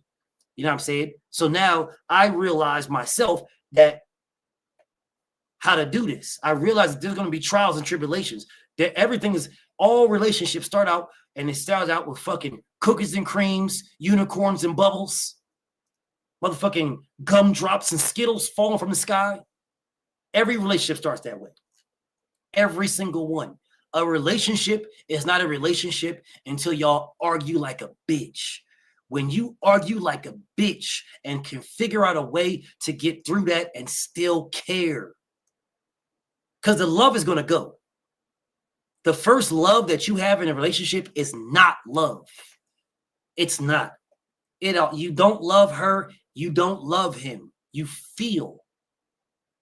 Love comes after you come to the point in a relationship where you're contemplating leaving it. And then what you get after that, what y'all work through, where you get after that, that's love.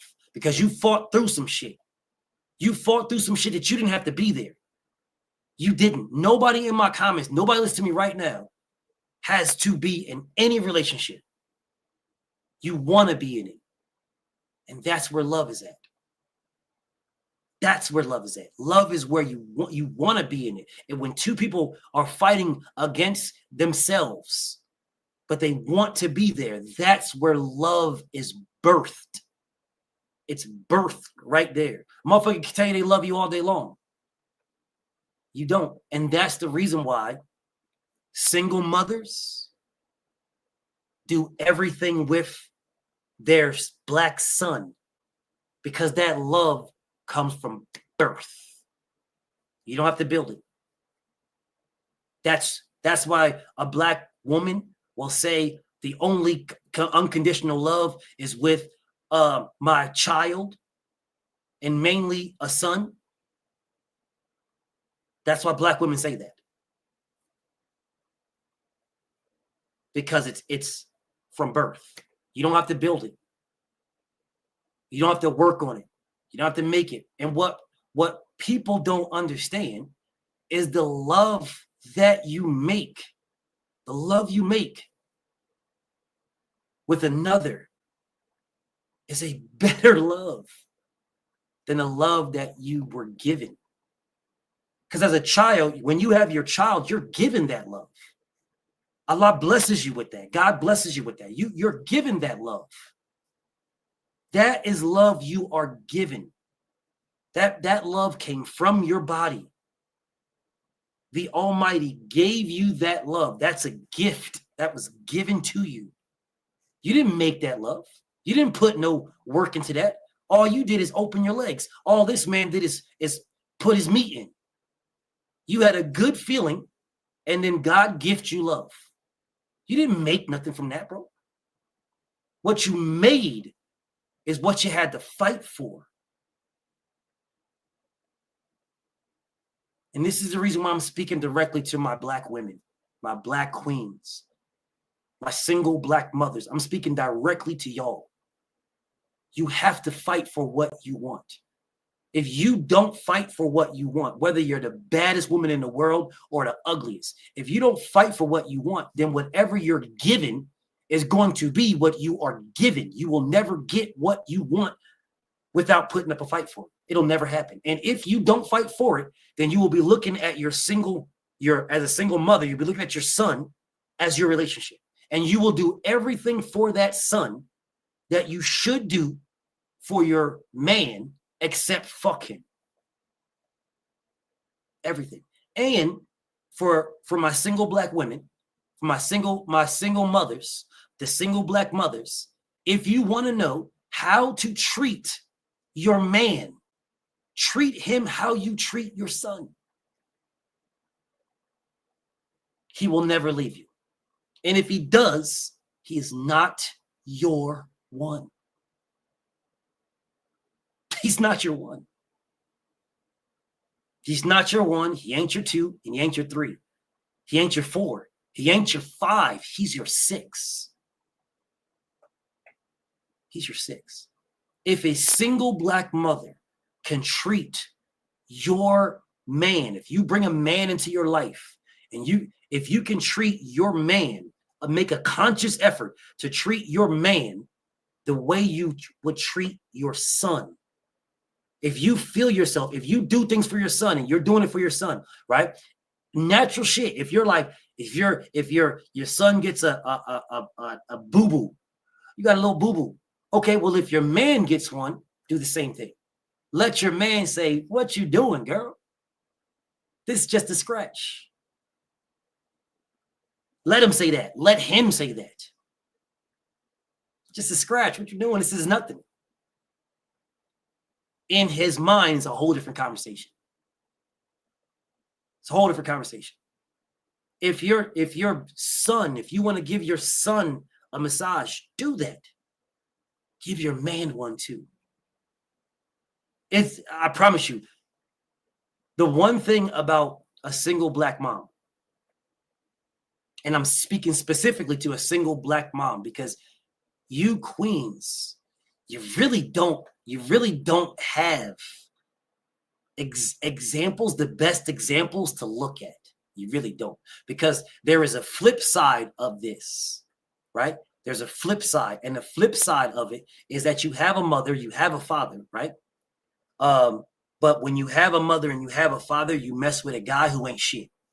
Well, the reason why you mess with a guy who ain't shit is because your daddy didn't show you any better. Your mother didn't show you any better. You're messing with a guy that ain't shit because they're not teaching you who is. Motherfuckers will sit around here and be like, oh man, they're rebelling, man, and they're doing this and they're doing. No, they're doing what they want to do because they do not know any better. If a father taught his daughter how to treat a man, then the daughter would know what a man looked like.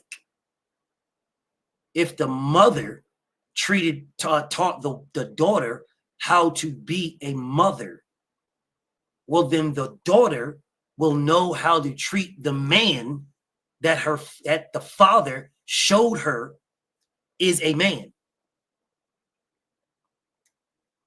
It's when a father doesn't want to speak the uncomfortable conversations to a daughter, because daughters are daddy's girls. So they can have a daughter will have a better conversation, natural conversation, better with a father. That's why they have the terminology of daddy's girl. So to have a better conversation, right? Like the son will have a better conversation with the mother. It's a mama's boy and daddy's girl. But the dad will be able to teach the son, and the mother will be able to teach the daughter. Like the mother and the father can teach the son and the daughter. They can teach them how to be what they are. But you have better conversations, right? The daughter talks to the dad, and the dad can teach the daughter how to treat a man and what not to accept from a man, right? The mother can teach the son how to treat a daughter and what not to, or treat a woman, what to do. Like teach the son how to treat a woman and what not to do. That's what a mother can do for the son. And the daughter talks to the father. The daughter can teach the father can teach the daughter how to treat a man and what not to accept. So now they know. They know what to do, but they also know who they are. So you know who you are and you know what to do. You know who you are because a son is taught by the father and a daughter is taught by the mother. But then you know what to do because of the natural conversations that's easier to have as a son with your mother. The natural conversations that's easier to have as a daughter with your father. But the uncomfortable conversations, right? The uncomfortable conversations of how to fuck somebody. How to fuck. Yeah, your daddy got to teach you that. How to suck dick. Your mother got to teach you that. Now, motherfuckers are, oh man, I can't. Oh, that's crazy, man. That's this, that. Well, people, when I say these type of things, people get in your feels. People get in their feels and they don't understand that what I'm saying is a realistic thing. It's a realistic thing. You're as a father, you gotta talk to your son and teach your son how to fuck. You gotta tell him what to do. As a mother, you have to teach your daughter how to suck dick. Dead ass serious, bro. Dead ass serious. That's how relationships last. Them motherfuckers will last like that, bro. Because you don't have to give that. You don't gotta suck. You don't gotta teach your daughter to suck every nigga dick. No, but suck her one. That's how relationships last. You are building relationships with these uncomfortable truths. These uncomfortable truths. And you can't, as a father, you can't tell your daughter, teach your daughter, tell it's a disgusting even thought process. Let me tell you how to suck dick. Like, what kind of nasty ass shit is that? As a mother, that's some old weird ass shit telling your son how to fuck. Now, if someone doesn't teach the son how to fuck, if someone doesn't teach the daughter how to suck dick, who's teaching them? Who's showing them this? How does the son know when to pull out? How does he know?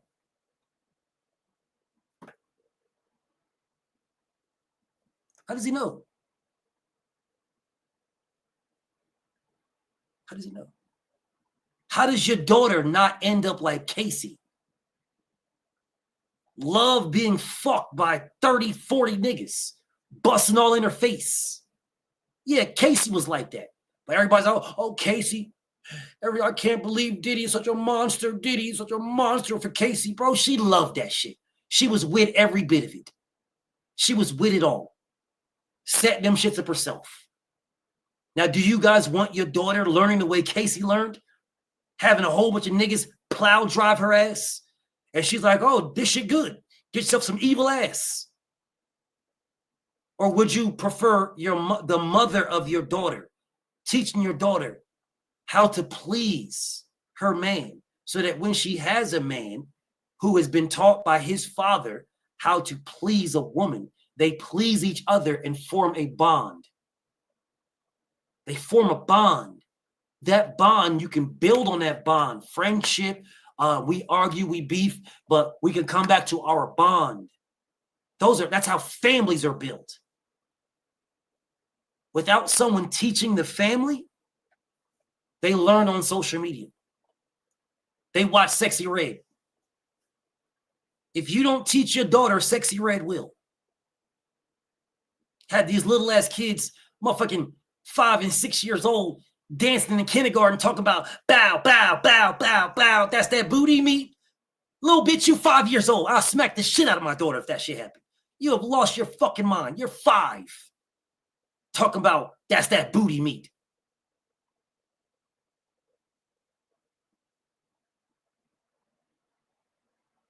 Same type of shit with the son. Same type of shit. Same type of shit, bro. Or Pornhub will. Facts. Or Pornhub will. Pornhub will have your son in here thinking that every bitch is going to do this. And if the bitch don't do it, well, then she's not for you.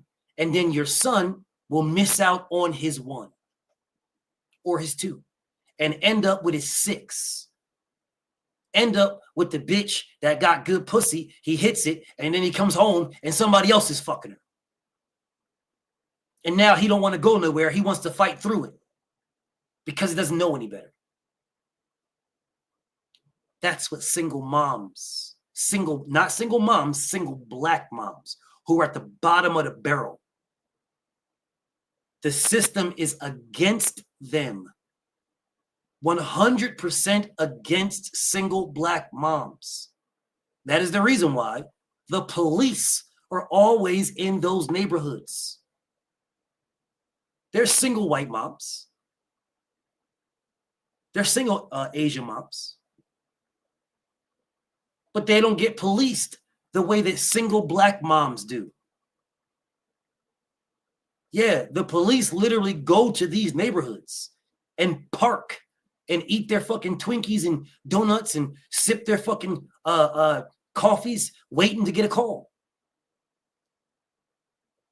Or they'll drive down the street and just pull motherfuckers over, do stop and frisk right away. They're not doing that in the neighborhoods with those single white women.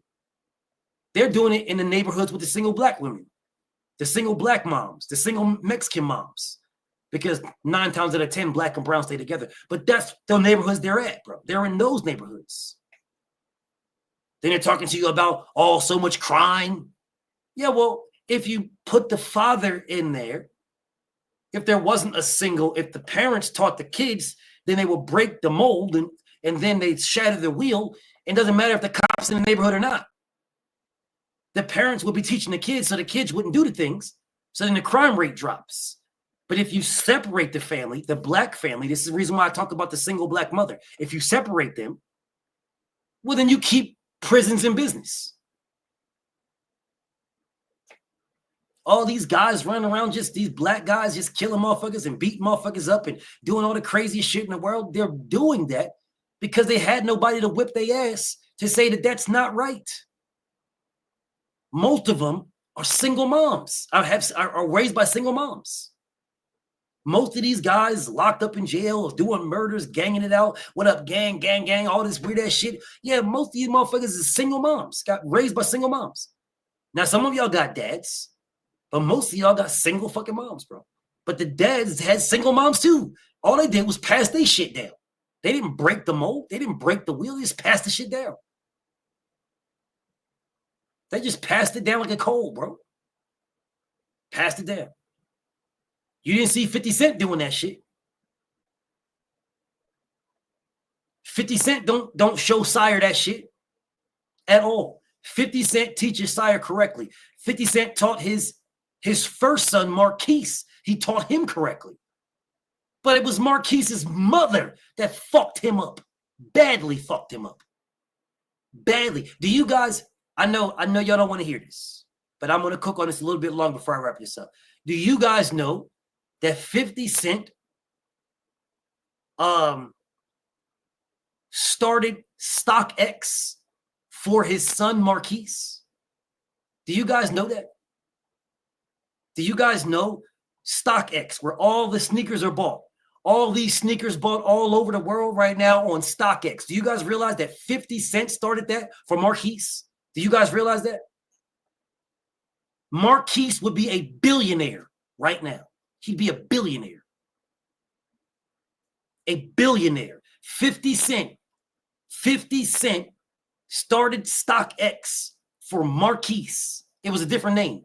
But what 50 Cent did is he realized that his son, and I believe his Marquise was like 12 or some shit like that. He liked shoes. Marquise liked shoes. So what 50 Cent did is he was driving in New York, and one of these stores was going out of business. It's a sneaker store. So he went into the sneaker store, and he was like, they told him he was going out of business. So 50 said, since my son likes sneakers, what I'll do is I'm going to buy all your sneakers, all of them. And I'm going to give them to my son because he likes sneakers. So you take these sneakers, right? And then we'll get you some advertising, and we'll start selling sneakers online because nobody's doing it. Marquise, he bought all the shoes, hundreds and hundreds and hundreds of shoes. He bought all the shoes for Marquise, right? Started a business for Mark. It was called something different. Started a business for him, for Marquise. The mother didn't want the business. She didn't want the shoes in it. She wanted 50 to just give him the shoes and keep giving him money and keep giving her money. That's what he wanted. But 50 said, if you take this, he likes shoes. He knows about shoes. He can take this business and he can sell shoes online. Nobody's doing it. If you start selling shoes online, right? If you run out, you take the money, you buy more shoes. If you need help, I'm rich. I'll get you more shoes. Well, I got the connections. We can get more shoes for him. He has an online business as a 12-year-old. He can sell shoes all around the country. At this time, it was the country, not the world. But now StockX is around the world. You can sell shoes around the world, our country. And he's got generational wealth. She didn't want him to do that. The black mother stopped that. The black mother stopped it. The black mother convinced Marquise that was a shitty idea. That 50 ain't shit. He just needs to pay money because he's rich. Marquise's mother cost Marquise billions. Billions. Hold up. Let me look and see how much StockX is worth right now. How much is StockX worth?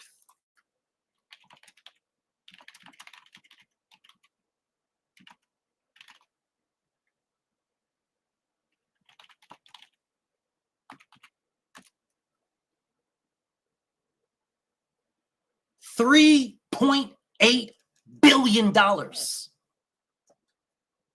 StockX in April of 2021 was worth $3.8 billion. That is how much StockX was worth in 2021. We're in 2025. 50 Cent started StockX for Marquise, and the black single mother stopped it. Stopped it. StockX was last valued at $3.8 billion in April 2021.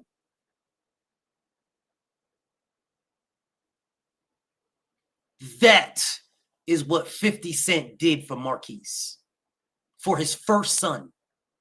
Yet his first son is out here crying like a bitch, talk about, oh man, how I'm supposed to live on $1 million. How I'm supposed to live. You think that's right? You think that's right? You think it's right that as 50 Cent son, I'm only supposed to get $1 million? You think that's right? I live in New York. You think that's right? That's what his little goofy ass, because his mother, the black single mother, ruined him.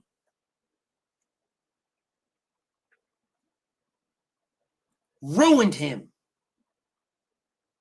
Ruined him. 25,000 pair of shoes. I know 50 Cent bought all the shoes in the store, all of them. He bought every pair of shoes. He bought everything, the whole company. He bought them all out right then. Bought them all out and gave them to Marquise. Started the business for him. It was called something else. Said, you sell these online. You don't got to worry about a store. We'll rent a fucking a warehouse for the shoes. We can set up distribution. It's in your name, right? All you got to do is get out there and at school, when you're at school, and tell people you sell shoes. We can get the marketing for you. I'm 50 Cent. I'm fucking rich, nigga. I can. Hey, buy my son. Look at my son's stock. My son on StockX. Make sure y'all check out StockX. We got shoes. Do you realize him mentioning the store, mentioning his son's store, would put his son's store in the fucking Fortune 500 immediately? That's 50 Cent. He's known worldwide. If the store without 50 Cent is worth $3.8 billion 4 years ago, with 50 Cent, it would have been worth fucking $3 billion 15 years ago. But Marquise's mother, the black single mother, is who fucked her son over. Big Joe Townsend, what's up with you, homie?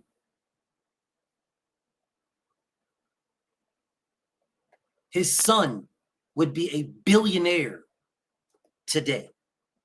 Marquise would be a billionaire today. Billion with a B, billion today. All facts, Big Joe Townsend. All facts, my brother. But see, Marquise would have had his shit set up when nobody was doing it. When people only, you got to go to Foot Action or Foot Locker to buy shoes. Nobody was selling shoes online like that. 50 Cent had the thought process that, hey, my son likes shoes. The internet is, here. My son likes shoes. Niggas buy music online.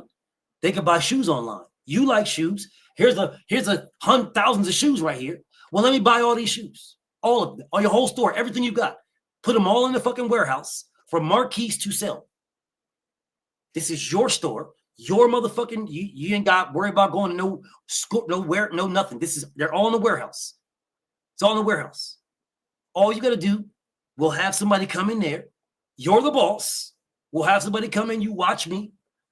They're going to put all these shoes and all these are 13s. These are 14s. These are 15s. These are 12s. This is all these tiny Jordans, all these tiny Nike, all these. We're all in. Here they are right here.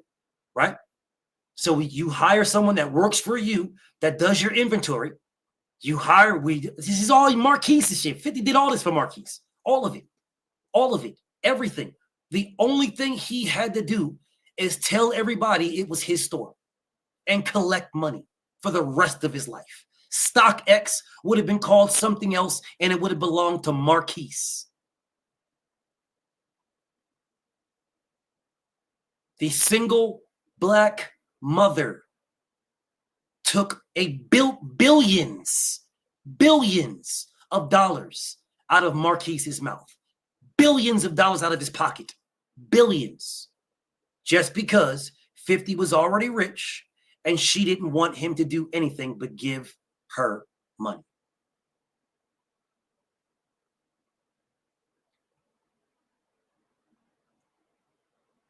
Nigga was like 12.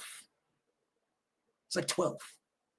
By the time he was 18. By the time he was 18, he would have been a billionaire. By the time he was 18. He was 12 years old. And all he had to do was say, this is my store. This is my store. That's all he had to say. But the black single mother ruined him because she wanted him babied. She wanted him babied. That is her man.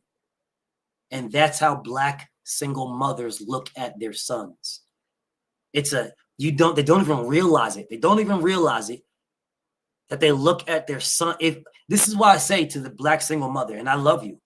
I love the black woman. I love you. This is no shade to you. I'm really trying to talk to y'all. If you treat your son, your man, the way you treat your son, with the love, the affection, and the attention, if you give that to your man, you already give it to your son. You're already giving it to him already. If you give that to your man and let your man say, damn, babe, chill, babe. If you give that to your man and allow your man to say chill, there won't be any resentment between the man's stepson and you. It's a natural thing to look as a stepfather in relationships. You're a stepfather. And they always say, oh, I don't treat them no differently. Well, if you got to say that, then that tells you it's in your mind that you're treating them differently. If you got to say that. But if a black queen who's a single black mother to a son brings in a man into your relationship and you want to do the thing, if you're going to do the thing with this man, if you treat, however you treat your son, treat him. All the same shit, all the same babying, the same, all that, treat him. If you're going to do that, treat him like that. Treat him. Seriously, treat him. Because if you do that, I promise you, because I know what it was for me. I know what it was for me. I know what I had to fight through. I know what I had to fight for. Until the point where I was like, you know what I'm saying? Till that point. But if you do it, if you provide it, if you give it, if you allow the man that stepped in to be the father to your son, Black Queen, if you give that man, of course, you got to deserve it now. I ain't just say just give it to everybody. But if you're going to bring him in, if you're going to take that on, well, then you have to do it. If you do that, then what you are doing is you're creating a father for your son. You're creating a father. Not only are you, Black Queen, creating a father, you're now creating a family, Black Queen. Not only are you creating a father and creating a family, you're making your son something that he didn't or wouldn't have been. He now sees his mom and what she does for him and what she does for her, for him and her husband or her man or whatever, what she does to do the same thing for both, give both of y'all loving and attention. Now that he sees that, guess what, y'all? When he gets a woman, he will know she's his one. She's not like my mom. I know what a strong woman looks like. I know what a loving, caring woman looks like. I know what that is. Yeah, I didn't see the revolving door of niggas because this nigga came in, he had some good dick, so he fucked on her for a little bit, and now he fucked on her, and now, you know, she didn't like the fact, you know, that he tried to discipline me, so now she kicked him to the curb. Here's another nigga came in, he fucked on her. He don't give a fuck about me, so he don't mess with me. He don't care at all. We both play video games together. He don't give a fuck about me whatsoever. He's just fucking on my mom. But now he don't come around as much because he's fucking on somebody else. So now he's gone. It's just a revolving door. She's put no effort into it because she expects him, that man that came in, to be something different. Single black mothers of a black son, not a daughter, because you can teach that daughter. Single black mothers of a son. If you are in a relationship, if you have a man, if you get a man, you should be looking for someone that you can make the father of your child. Not the daddy, the father, because the daddy just bust a nut, but the father. You should be looking for someone that you can look at this man and you fuck with this guy, right? He meets your criteria physically, because you got to like the motherfucker. You got to be able to look at the motherfucker and be attracted to this nigga. Because eventually, once you motherfucking get older and that little man don't need that nigga guidance no more, you gonna start cheating on this nigga because you ain't got no fucking sexual attraction to this motherfucker. So now you gonna start fucking. So this motherfucker gotta have some type of attraction, right? He's gotta have some type of attraction. But women, single black mothers, bro, you've got to make yourself attractable to them. Single black mothers. You don't got a gym membership. You can't get to a gym. That's what's up. You can jog. You could jog around the block. Yeah, you could jog. I ain't got no money to go to the gym. I don't got no money to do this, and I don't got no money. I can't go. I can't. Yeah, but what you can do is you can jog. You can do sit-ups in your house, so you're not a fucking slob. You can if you can't jog, you can start out taking walks. Take your baby for a walk. Walk. Make sure you're not a big fucking sloppy ass mess sitting in the house. Yeah, make sure you are attractive. Make yourself attractive so that you can demand an attraction. If you're not attractive, if you just got a fat ass and that's all you got, all right, well, you're fuckable, black queen, because you got a fat ass, so you're fuckable. Yeah, well, when that fat ass runs its course, then I'm going to find somebody else who looks better than you and is fuckable. Yeah, whatever relationship I got with your son is irrelevant at that point. Fuck you. This motherfucker over here is fuckable. This motherfucker over here look good. This motherfucker this motherfucker that. I'm going over there. It's normal. Black queens, you must take care of yourself. Seriously, you must take care of yourself. The things that you can do, and motherfuckers ain't going to tell you. I'm telling you. The things that you can do. I didn't say leave a woman to raise a daughter. I didn't say that. I never said that. I said a woman could raise a daughter. A woman can't raise a son, because a woman can't teach a son shit but how to treat her.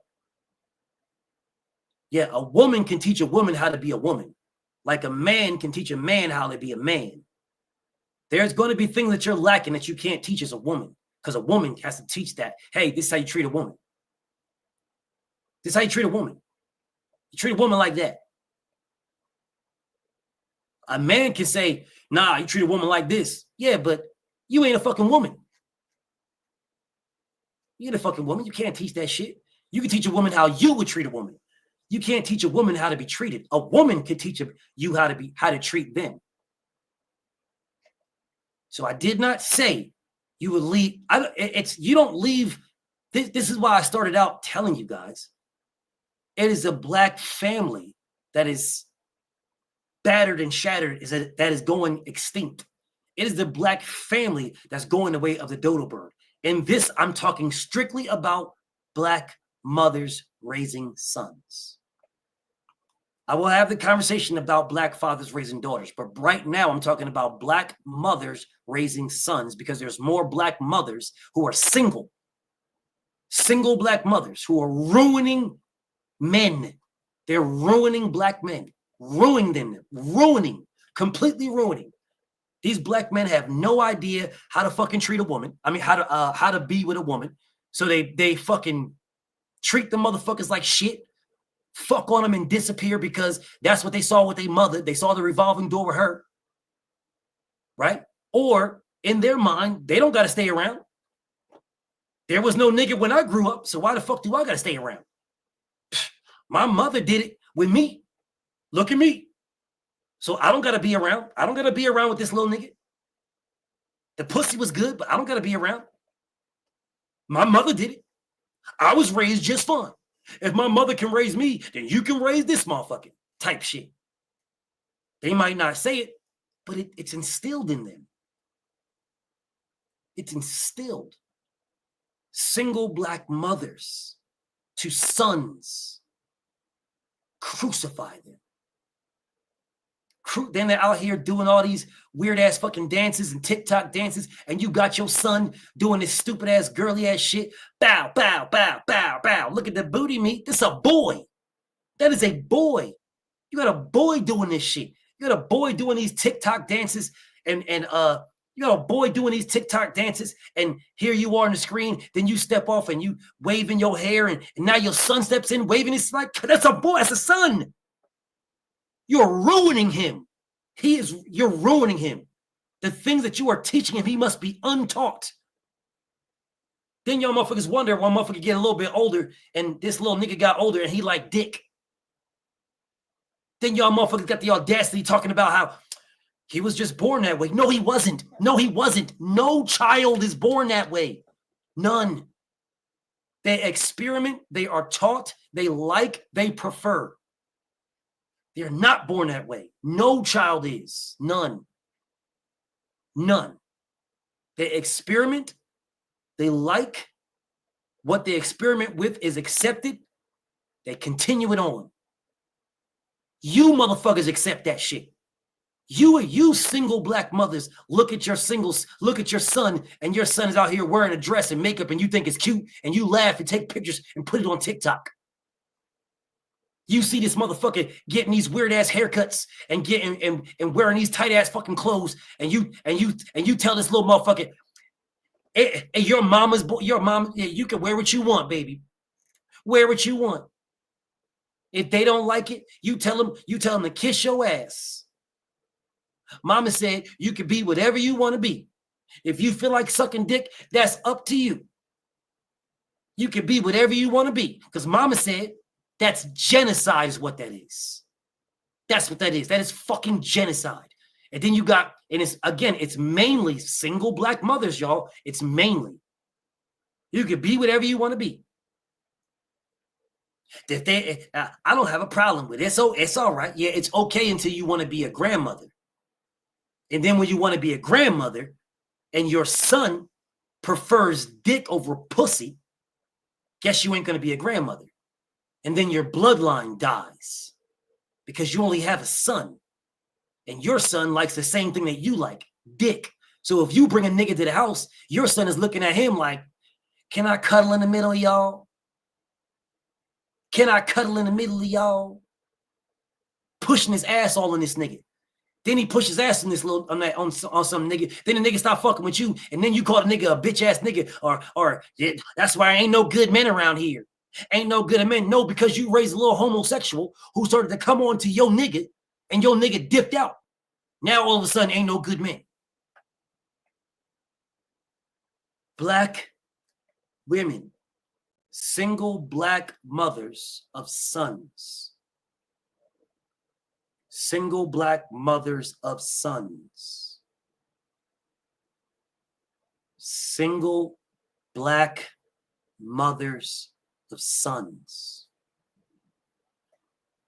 You hold the key to the generation. You hold the key. Single black mothers of sons should not be running around this motherfucker talking about, I could do it all by myself. I don't need no man. Man ain't shit. I don't need no. You are the problem. You absolutely need a man. 100%. You need to not think about yourself. 100%. You need to think about your son. If you ain't got no kids, hey man, live your life. Go out, fuck as many niggas as you want, fuck as many bitches as you want. Hell, do what you do. Live your life. If you have a son, if you are a single black mother of a son, you already have the world against you.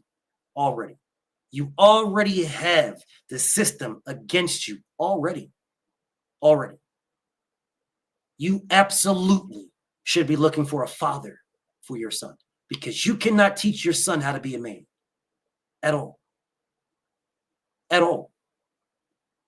All this shit about, well, mama needs a life too. Yeah, that shit is finished, bro. You should have thought about that before you pop one out. That shit's finished. Now your life revolves around your son, and it will revolve around your son with or without a father. It will revolve around him, 100%. So why not put your son in the best situation? Why not? If you don't have the father, if you don't have a man in your life, and you just, mama got to have a life too, revolving door, just fucking niggas, well, that's what your son's going to see. If you had always dropping your son off with your mother so you can go to the club and go party, and then you pick the nigga up in 2 days, well, then he's going to look at women like women ain't shit. And he's going to treat women the exact same way you treated him, if not worse. And then you're going to be on TV after he done beat a bitch to death. You're going to be on TV talking about, oh, man, I can't, my baby, he would never. Akeem's a good boy. He was good. Motherfucker then went out there and shot everybody up. Then blew off mad niggas' heads. And now y'all motherfuckers on camera talking about he was a good boy. He would never do nothing like that. He'd give you the shirt off his back. They always say the same stupid ass shit.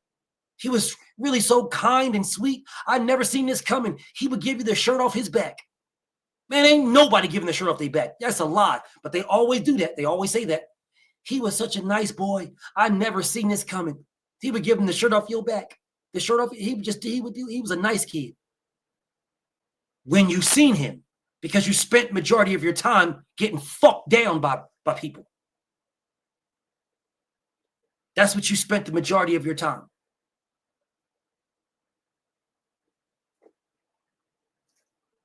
Tell me where I'm lying. Tell me where I'm lying.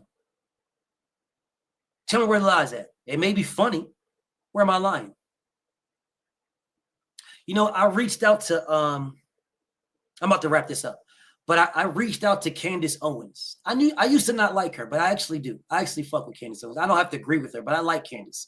So I reached out to her. So hopefully she contacts me, because I would really like to talk to her about shit like this. But we'll see how that one plays out. But listen, man, I'm going to do another live, not today, but I'm going to do another one. I'm going to speak about some other topics. But these topics right here need to be had. They need to be talked about. And they need to be talked about by a nigga like me. Not a motherfucker looking to kiss ass and get clicks and views. No, a nigga like me is going to tell you how it is. Yes, I'm going to tell you exactly how it is. And I didn't even go in as hard as I could have. I didn't even go in as hard as I could have, bro. Because I could. I don't know who Antoine is, but who is that? I could have, but I didn't. Because I really want the black queens. I want my black queens to know that BF loves y'all. Love y'all, man. I think y'all are gods, goddesses. I love y'all. I truly, truly love y'all. And I wish that black queens love me as much as I love them. I really, really do, bro. I really, really do. I really wish that black queens looked at me first before they looked at any other kings. Because I'm not knocking white man and my Latino brothers and Asian men. I'm not knocking nobody. But I really wish that black queens looked at me the way that they look at others. I really do. But because black queens were not raised to be black queens for the most part, then that's the reason why their hair is the way it is. That's the reason why they want breast reductions and butt reductions. That's the reason why they want their lips fucking shrunken and their noses shrunken and shit. That's the reason why they don't want to do these type of things. But then all the others do the exact opposite. They be getting BBLs and they be getting lips injections and getting their noses plumped up and trying to wear fucking afros styles and getting their parts and wearing a big poofy afro, all these type of things that my natural black queens have naturally. fucking naturally. But that's a whole different conversation for a whole different day. But thank you all for listening to me, man. I'm going to wrap this one up, man. Peace and blessings to everybody that chill with me. And I'll see you all on the next one. I'm going to wrench people up that I know are should be wrenched up. I'm going to wrench y'all up. So I got y'all. But matter of fact, let me open this up quick. Let me open this up right quick so I can wrench y'all up before I dip out.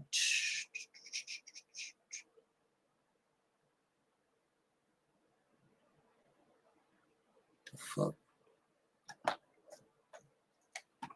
My beautiful little sis, man. BF is so. She's Queen Cameron. You don't know how much. You don't know how much you mean to me. Seriously, you don't know how much you mean to me. The beautiful Queen TV. What's up, beautiful Queen? Beautiful. Like Cameron is. I'm gonna tell y'all something. I shouldn't say this, but I got through it. I got through it. So I'm gonna tell y'all. I was at a point in my life not too long ago. Not too long ago at all. I'm talking like a year. Like a year. Maybe a year. I was at a point in my life, bro, where I was done with this existence. I was done, y'all. Like I was done with this existence. Dead ass serious. I was finished. This was like, there was nothing about this life that I saw worthwhile. Nothing. And I found Cameron, well, she actually found me. And I was listening to her, and bro, like I'm not too ashamed of this. Like I don't get in these situations very often. And listening to her saved my life.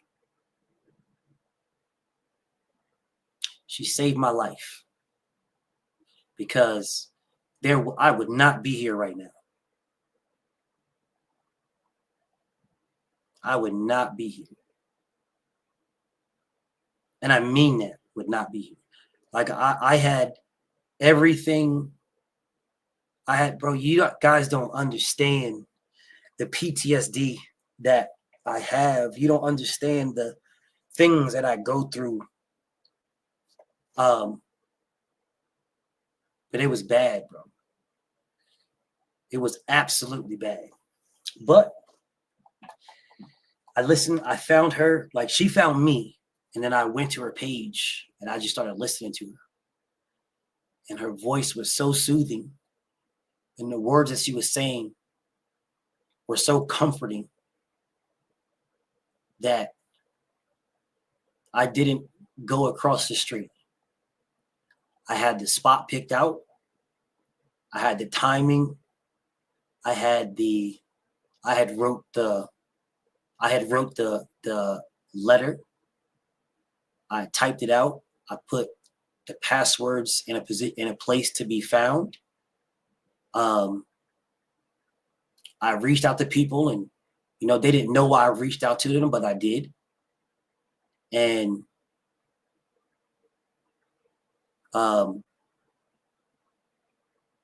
yeah, I had it, and then I listened to her.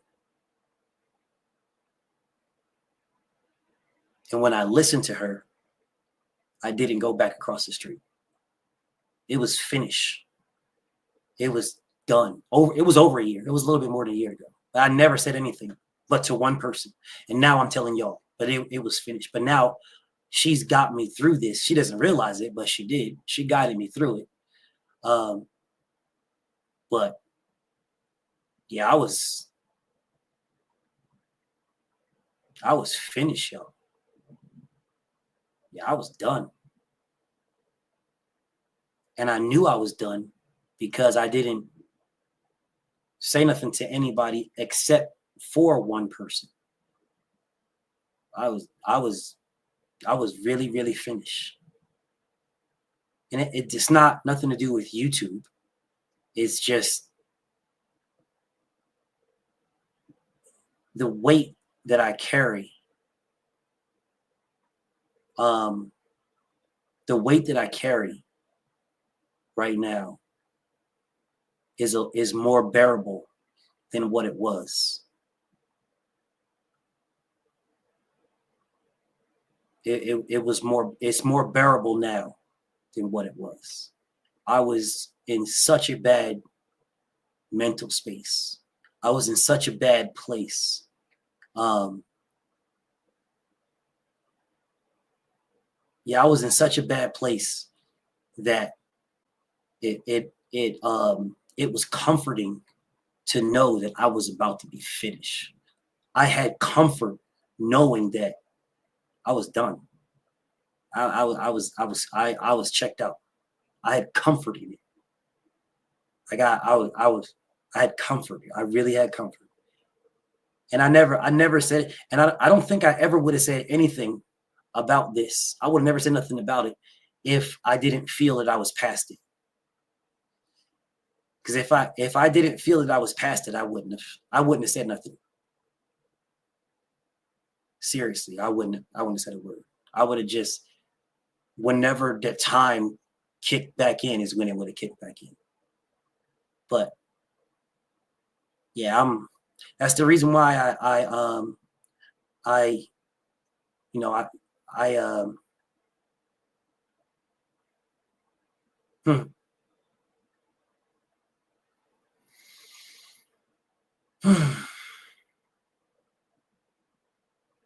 yeah.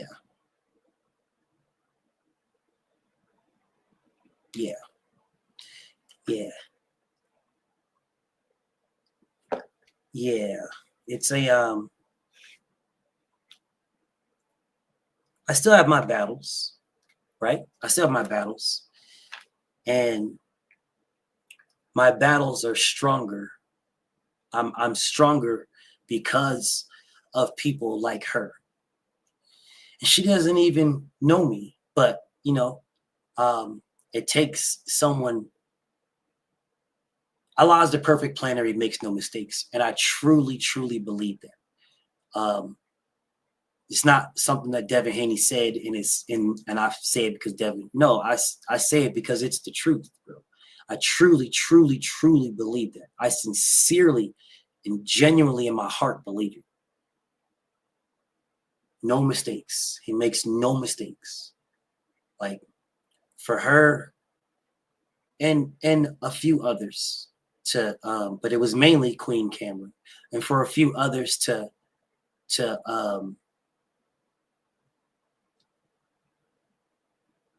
just put my mind in a thought process where I can guide myself out of it. I'll put it on my Patreon, but I'm not going to put it on this. But I'll put it on my Patreon. But I will say, y'all, thank you so much, D-Man. I appreciate you, King. I never, okay.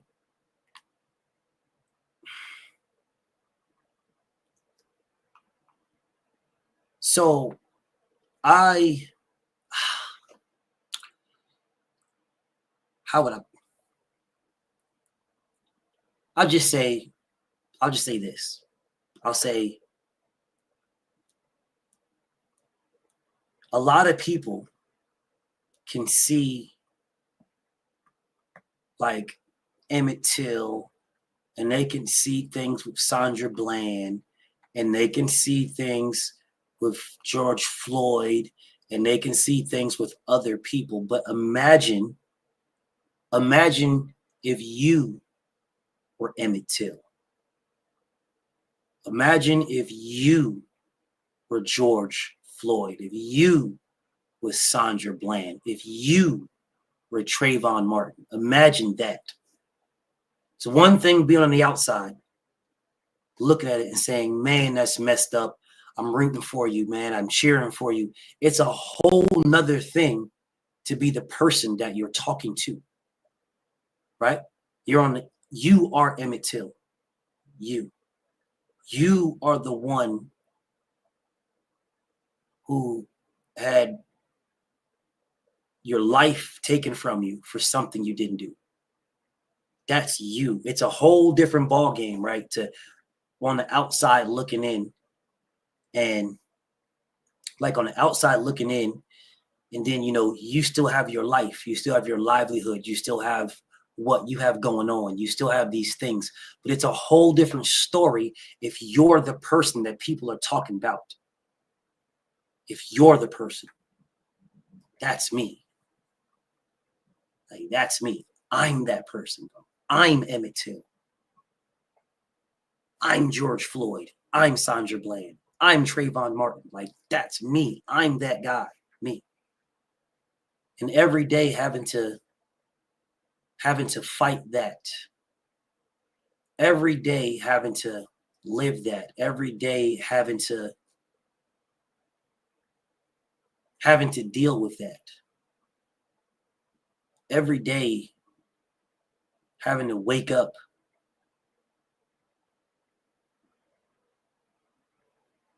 and the only person that you have to talk to is yourself.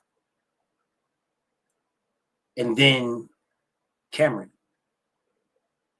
You know what I'm saying? Like, the only person that you have in your life is the people that talk to you, that respect you and love you online.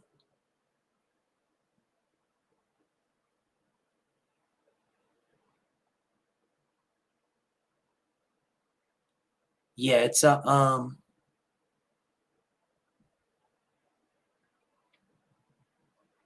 it's a thing that,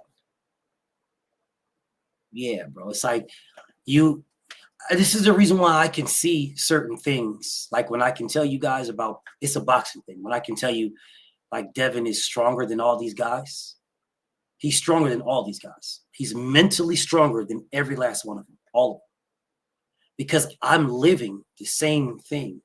Like I have to live with something I didn't do.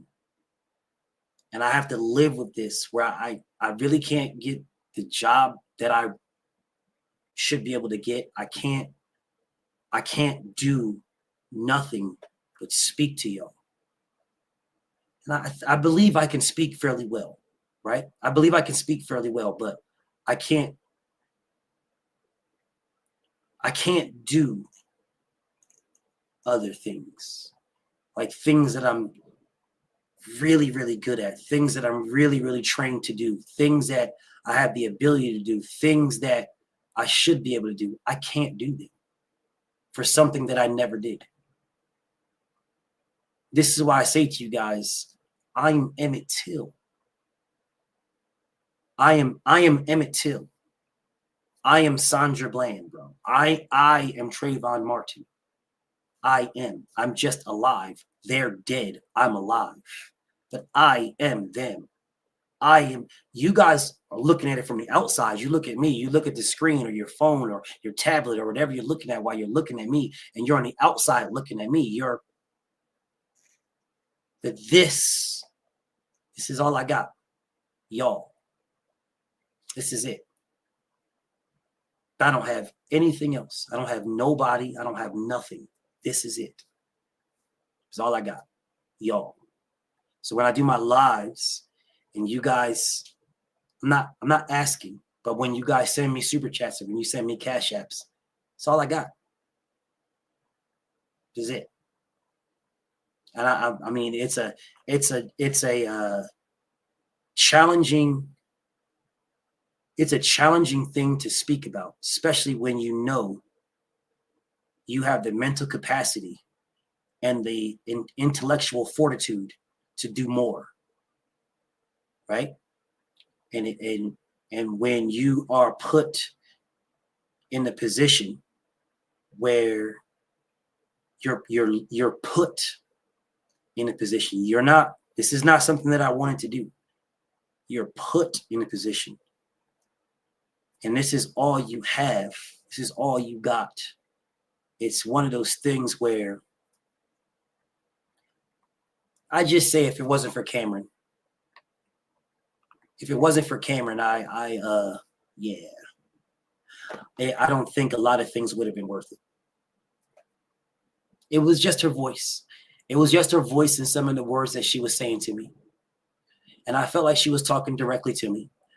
And it was just some of those things where she was breaking down certain things and, just psychology and how, I don't know. I don't know.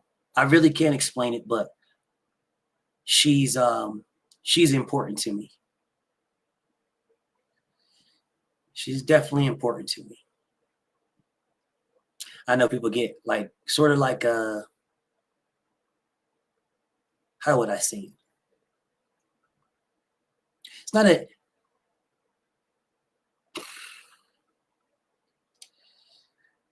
know why this is so difficult, but it really is difficult. It is very, very difficult. Well, I will say because as a man, right? You look at the man as a man and you look at him and you want to be powerful and strong and stuff like that, right? But I also believe that there is strength in being man enough to be vulnerable, right? There's strength in being man enough to be vulnerable. But whatever. I sort of went a little bit longer than I expected. But anyways, man, I'll save that for my Patreon. Listen, y'all, thank you all so much. I really appreciate you guys spending 2 hours with me. Just listening to what I believe and just using common sense and speaking for myself, man, not nobody else, just myself. So I will see y'all on the next one. And thank you so much. I'll see y'all tomorrow. Peace and blessings, y'all.